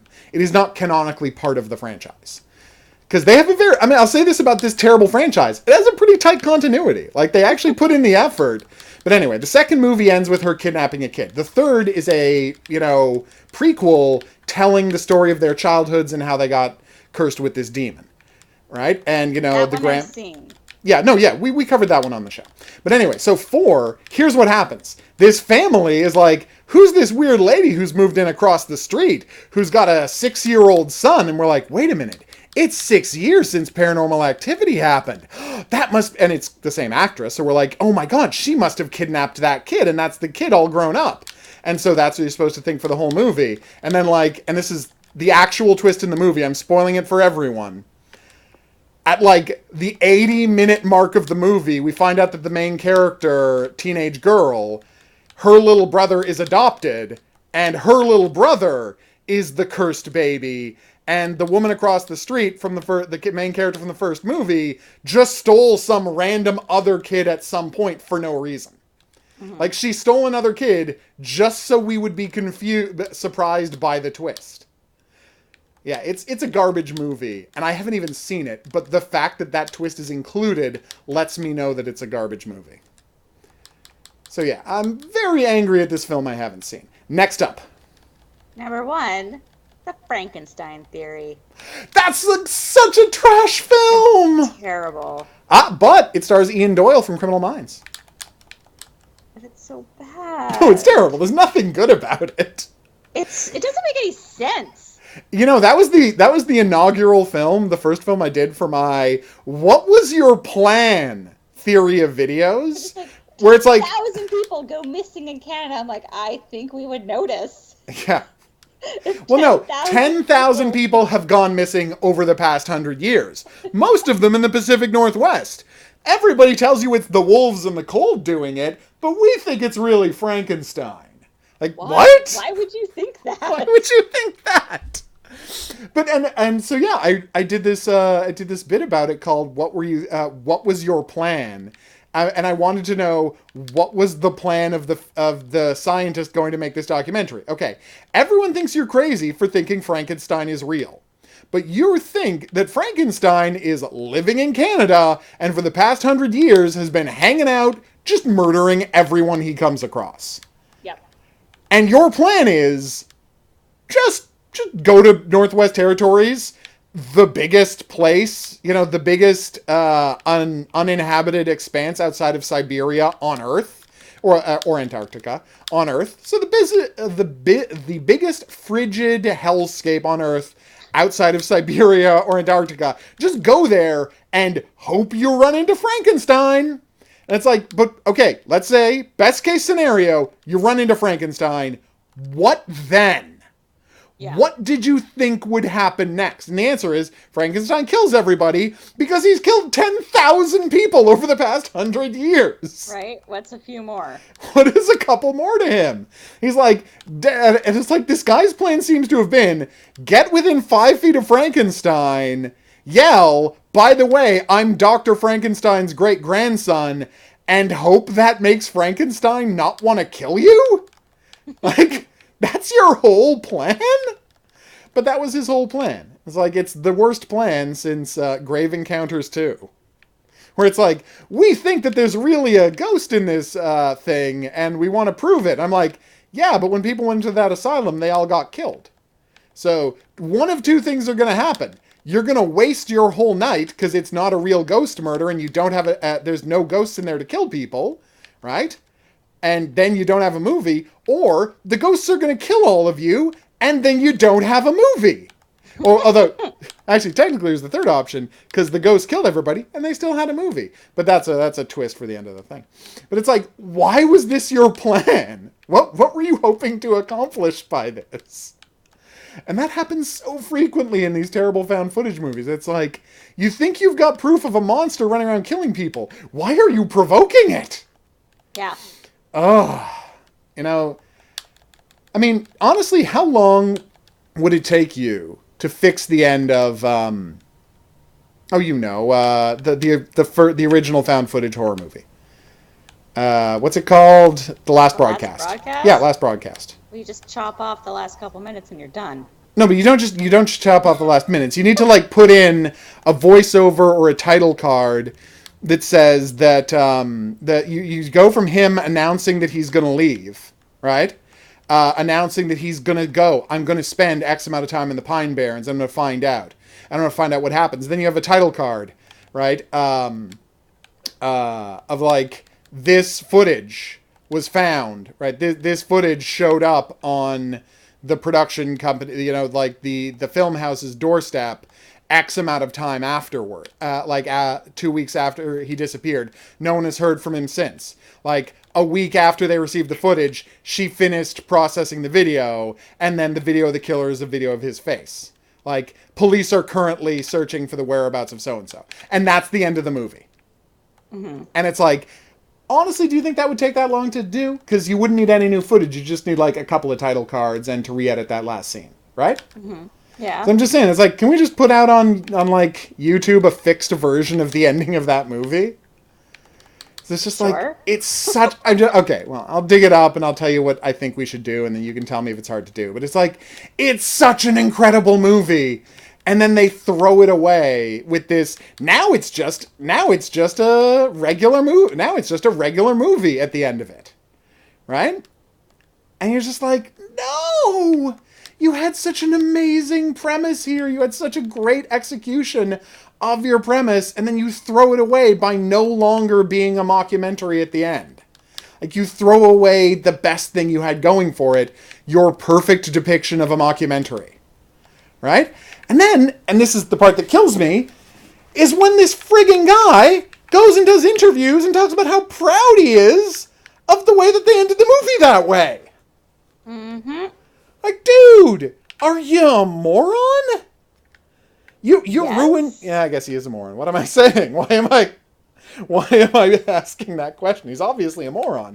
It's like, you had something so special and then you threw it away with no care whatsoever. Ugh. I hate him so much. I hate him so much. Oh, it was such a good movie right up until that last moment. Anyway, I can't afford that. So next week, it's Shark Lake and Shark House. Oh, whatever. There's shark, there's house. I'm going to type the words house and shark together into Prime, and we're going to see what happens there. Yeah. Is that going to work? That's going to work for you? You could also just type shark, and you'll get there. You're right. I'm probably making this harder than it is. There are a lot of shark movies on Prime, so it might actually be fun just to type shark and see what you find. Yeah, I think we're gonna get some good. I think we're gonna get some good responses. Oh my god! All right, so next week, Shark House, House Shark, and Shark Lake, starring TV superstar Dolph Lundgren. He was on Arrow one season, so I'm calling him TV superstar Dolph Lundgren.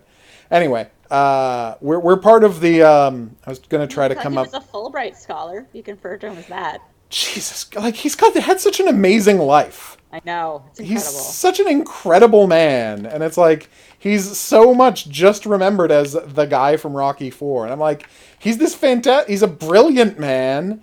He's he dropped out of MIT to act. To act. He's like an internationally ranked martial arts champion. He dropped, and it's like he started like he became a bouncer briefly, to help make ends meet. He met Grace Kelly because he was a bouncer in clubs in Boston or wherever, and he ran into Grace Kelly. They started Grace Kelly. Oh my God, Grace Kelly. Grace Jones. Jesus Christ, that was embarrassing. Grace Jones, and then he's like, yeah, I will. It's like, sure, let's do this, right? Like, I'll date you. And then she's like, come and be like a background guy in this movie. And he just caught the acting bug. Yeah. And then for the rest of his life, he's like, no, I'm going to be an actor. And he not only, and by the way, here's why Dolph Lundgren is the best. He had all of his lines stolen from him in the movie Rocky IV. Right? Every single line that was his character line in the movie Rocky IV, almost every, was stolen from him and rewritten and given to a character who Sylvester Stallone invented to give his wife a job. So it's like, when he accepted that part, Drago talked a lot and was a very creepy villain who was, just a perfectly smart guy as well. He was a full-on, fully rounded character, and Stone's like, here's the thing, I need to give my wife a job, so now you got a wife, and I'm taking away all your dialogue. And his response was, whatever you want, Mr. Stallone, I'm just here to help you make your movie. Right? And he was totally a good sport about it, and that's why all of those years later, he was in The Expendables, and one Mr. Carl Weathers wasn't. Because he was making Rocky Balboa, and he's like, hey, Dolph, can I give you scale for your footage of the footage of you from Rocky IV? And he's like, yep, I don't care. Whatever you need to do to make the movie, Mr. Stallone. And Carl Weathers was like, I want $2 million for the footage from Rocky 1 and 2. And Stallone's like, how about instead, not only are you not featured in Rocky Balboa, but I go get Terry Crews to play the part in The Expendables as well. And that's what happened to Carl Weathers. It's a sad story, but it's completely true. Carl Weathers' own arrogance crossed him up, as the kids say. That's too bad. I know, right? So, next week we'll be doing that. Figure out if you want to record Sunday. I don't know if you're busy. I don't know what you're doing, but let me know. Because this weekend is Comic-Con. Oh, this weekend's Comic-Con? Maybe we go to Comic. Do you want to drag me along to Comic-Con? I'm definitely going both days. Both days? Wow. It's okay. up to you to decide. Well, if you want, my house literally is on the way to Comic-Con, so I'm just saying it might not be a crazy idea to drag me along. Which day? Because Chris is only going Sunday. Okay. Is there anyone there, I should interview, that you want to try to interview for the show, or blah, blah, blah, blah, blah? Well, the entire cast of Discovery is going to be there. Oh, that's awesome. When you say the entire... Wait. When you say the entire cast of Discovery, the question is Clem Fandango going to be there? Hold on.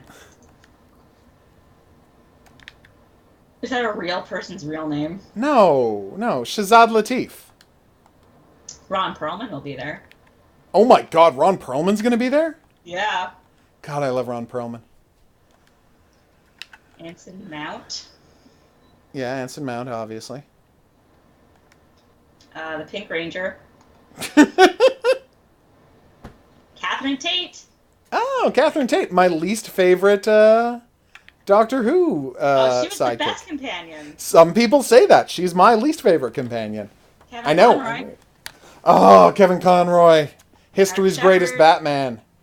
Mark Sheppard, really? Wow.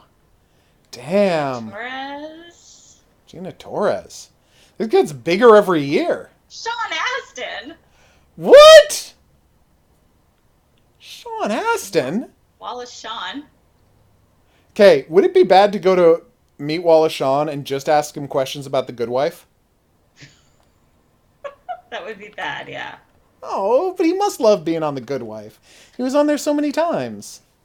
Where is the rest of... I'm not getting... I thought there were more Discovery people. Yeah, it sounds like just Anson Mount is there. Because... Oh no, That- Anthony Rapp. Oh, okay, Anthony Rapp, he's good. 2 Ps. Ethan Peck. That means nothing to me. Do. I was hoping to find somebody who had been on Criminal Minds so I could go and ask them questions about Criminal Minds and, like, Nope. plug the hell out of that Criminal Minds cast. Now you're out of luck there. Yeah, does seem that way. Like, Terry I'm not... Eloise was supposed to be here, but I'm not seeing him anymore. Oh yeah, they had advertised that both Wallace Shawn and Carrie Elwes were going to be there. I forgot about that. Maybe he dropped out. Guests. All guests. Yeah.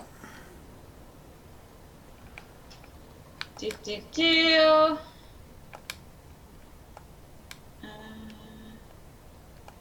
I'm not seeing him. Oh, that's weird. He might not be there anymore. Well, someone told me that Psych is coming back, so maybe he's busy. Uh-huh.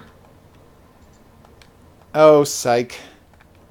I could never get on board with you. I wanted to like you, but I just can't, you know... There is only so much smug self-satisfaction I can take. Oh, postponed. Oh, okay. Terry always was postponed. Yeah, so I'm sure he just got a job. Yeah, maybe. Maybe they're making another Saw movie. Who knows? Hey, Yeah. the Sparrow Brothers made a Saw movie like 2 years ago that we didn't see, right? Yep. We should watch that at some point. Yeah, and we'll get there. I mean, it's not a priority. I'm just saying at some point we should check that out. Yeah. You have correctly, although, you know, you have perfectly... the podcast is over, Maddie. We're just chatting now. You are correctly, you know, describing our ambivalence towards the Saw franchise, so bravo. But... I just don't know if I care anymore. It's tough to. Like, they burned out all of their goodwill ages ago. I'm just interested to see what the Sparrow Brothers, who have done visually interesting stuff in the past, do with a Saw movie. Mm-hmm. So, Ron Perlman will be there on Saturday. Ooh. The Star Trek folks will be there Saturday and Sunday. Nice. Or as I call him, Ronnie Pearls. Don't call him that. Gina Torres is there Saturday and Sunday. Kevin Conroy Saturday and Sunday.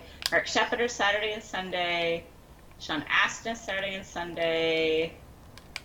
Wallace Shawn is all days. Friday, Saturday, and Sunday. Ooh, Wallace Shawn. Or Wall Ass, as his friends call him. Nobody calls him that. No one has ever called him that? Okay, my bad. I completely misunderstood a couple of things. But Wallace Shawn is the best. He was the star. He was the Mai in My Dinner with Andre. That's a big deal. It's a huge deal. Everyone remembers famous movie My Dinner with Andre? He's the Mai. He's the guy dining with Andre. It's fantastic. Anyway. Oh, good. Maddie went to see a doctor and he's got a prescription, so thank God, Maddie. I'm glad you're feeling better. Yeah, he had an ear infection. Totally terrifying. Yeah, those are the worst. Yeah, I had one. It was actually allergies turned into like the worst ear infection ever. Oh, God, that's so sad. Which has never ever happened to me before or since. Yeah. Damn. Awful. Yeah, so, but he's got his eardrops, and apparently if he takes them twice a day for a week, it should clear up. Okay, So, yeah. We're very happy to hear that, Maddie, and we hope you feel better. Mucho Sunio. So going to go. Absolutely. You have a great night. I'm going to be wrapping up the stream in a minute anyways, because, we've done the full 2 hours. And I hope people enjoyed the podcast. Today, if you missed it, was Podtacular. Aye. But whenever you feel like it, maybe you got a couple of minutes tomorrow to get on the phone. I've made all of the changes to the Profiling Criminal Minds podcast stuff you wanted, so it should be good to post to iTunes. Okay, because I tried to repost, and then I got mad because I saw that you hadn't made the changes. Well, I told you I was going to make the change. I was going to tell you after I made the changes. It was like a month ago. I thought you'd gotten around to I've it. been busy. All of the changes have been made. Oh, it says it's active. You saying it might already be on iTunes? Yeah. It says here active. Oh. Let's see. Wow. Go to iTunes and search for the thing. But it's not showing up in my analytics thing. Yet. Which is weird. I don't have iTunes. Oh. Somebody watching this on the stream. Hold on. I was just going to say, if somebody's watching this on the stream has iTunes, could you check to see if criminal... It's not on there. Okay. No, that's me being an idiot. Okay. That has happened before. I'm guessing it was rejected. That can't be right. I have literally done everything. No. Because I didn't know that you changed. Oh, okay. I see what you're saying. I understand now. I submitted it last week or whenever it was. It hadn't all been changed. Right. Well, it's changed now, so we should be good to go. All right. Check it whenevs. We'll get this thing running, and if there's any problems, you let me know. Do you need me to send you the updated XML? Just resend me the RSS. The RSS, that's what I meant. Thank you for reminding me of the correct term. All right, let's do that. Every tank Victory Day sale on War Thunder. Great. So how much is my beloved T-28, Maddie? I mean, I'm not going to buy it, but how much is it?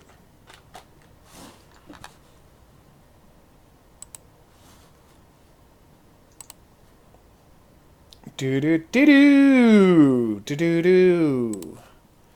All right, podbean.org. .com? Okay. Way to go, HOGuru. I just got a new follower and they have a baffling name. My podcast, and I'm looking to see where the RSS is. It's under what? Settings. iTunes. Feed iTunes. Your RSS feed. Oh, it's an XML file, and that's why I was thinking of that. Okay. I will send that over to you now. Via the magic of Skype. That went a little long. Yes, Maddie, I was asking how much the T-28 costs. All right, perfect. Done and done, and I mean done. Thank you, merci beaucoup. I'm going to go record some footage of me murdering Hitler in Sniper Elite 2. So that should be a good night. There we go. So that should be a lot of fun. I'll see you soon. And I will check the guest schedule and let you know about the con. Cool? Okie dokes. All right, see you soon. Okay, bye. Bye. Bonsoir, peeps. So yeah, let's wrap up this game. Return. All right, so I just want to find out. Unfortunately, so the guy gave me the map to get through the maze, but they didn't write it down for you, so I have to do that manually on a book, which I have right here. So this game is called Agalos. Agalos. Volcano map. Agalos Volcano map. Yeah, that's how you say all those words. I don't know if I can... hey, Tog, I don't know if I can commit the kind of time necessary. How often do you have matches? As you've probably noticed, I'm an unbelievably busy person. Right. Left. Right. Down. And also, check with Matty. I know that he's not happy with his current Senshido team. Or wait, he might already be on the team with you. I don't know for sure. You guys might already be in the same team is what I'm saying. It's doubtful, but it is possible. Also, they might be looking for people who are willing to commit to buying the tanks that they will need to play various matches. And I can't stress the amount to which I'm not willing to do that. So, there you go. What a cool game. Like, this really is... You know, I've had my issues with some of the bosses. Well, both of the bosses. I've only played against 2 bosses.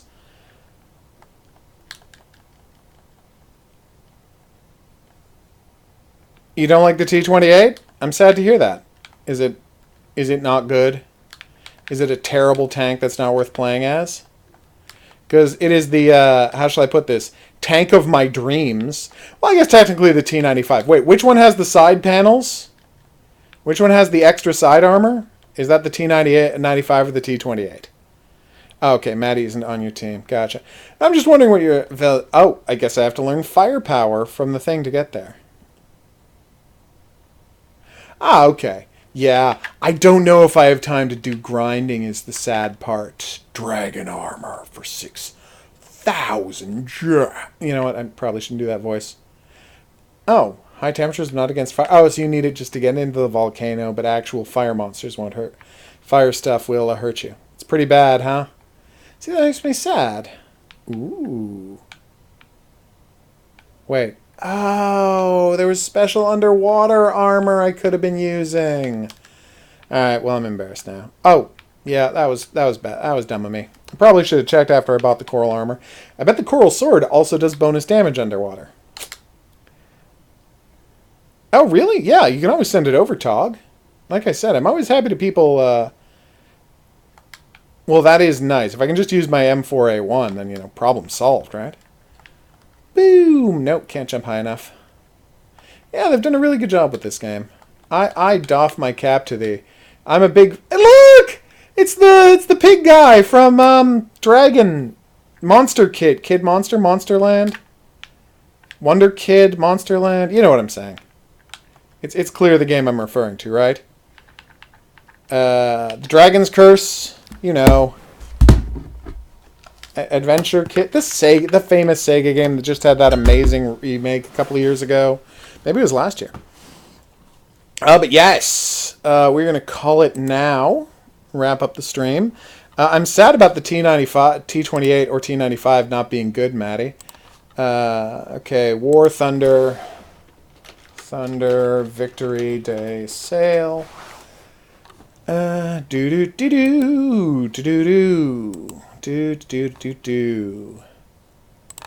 Thunder. Tracks of Victory bundle. Ooh. Alright, so here is the Victory Day sale. Again, I'm not buying any of these. I am curious, though. A premium account for 180 days. Nice.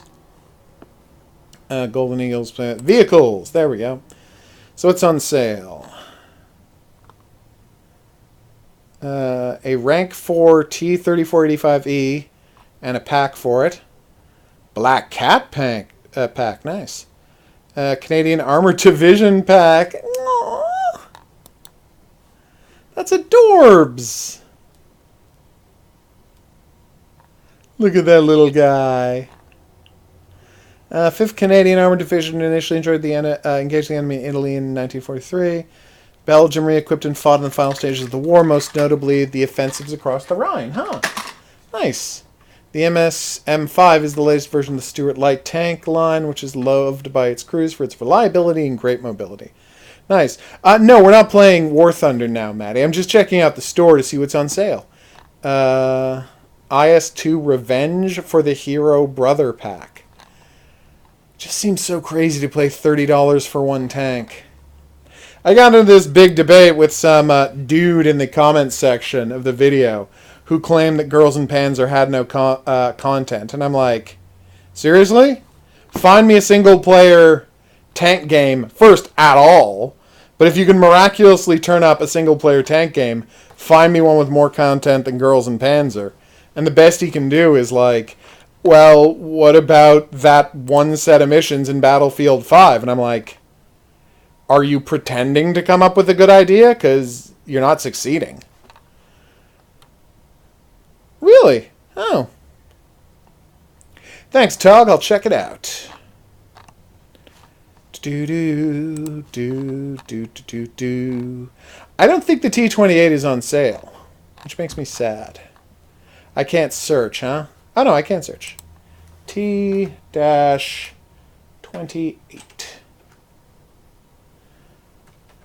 No. T-95. Maybe the dash was a mistake. The dash might have been a mistake.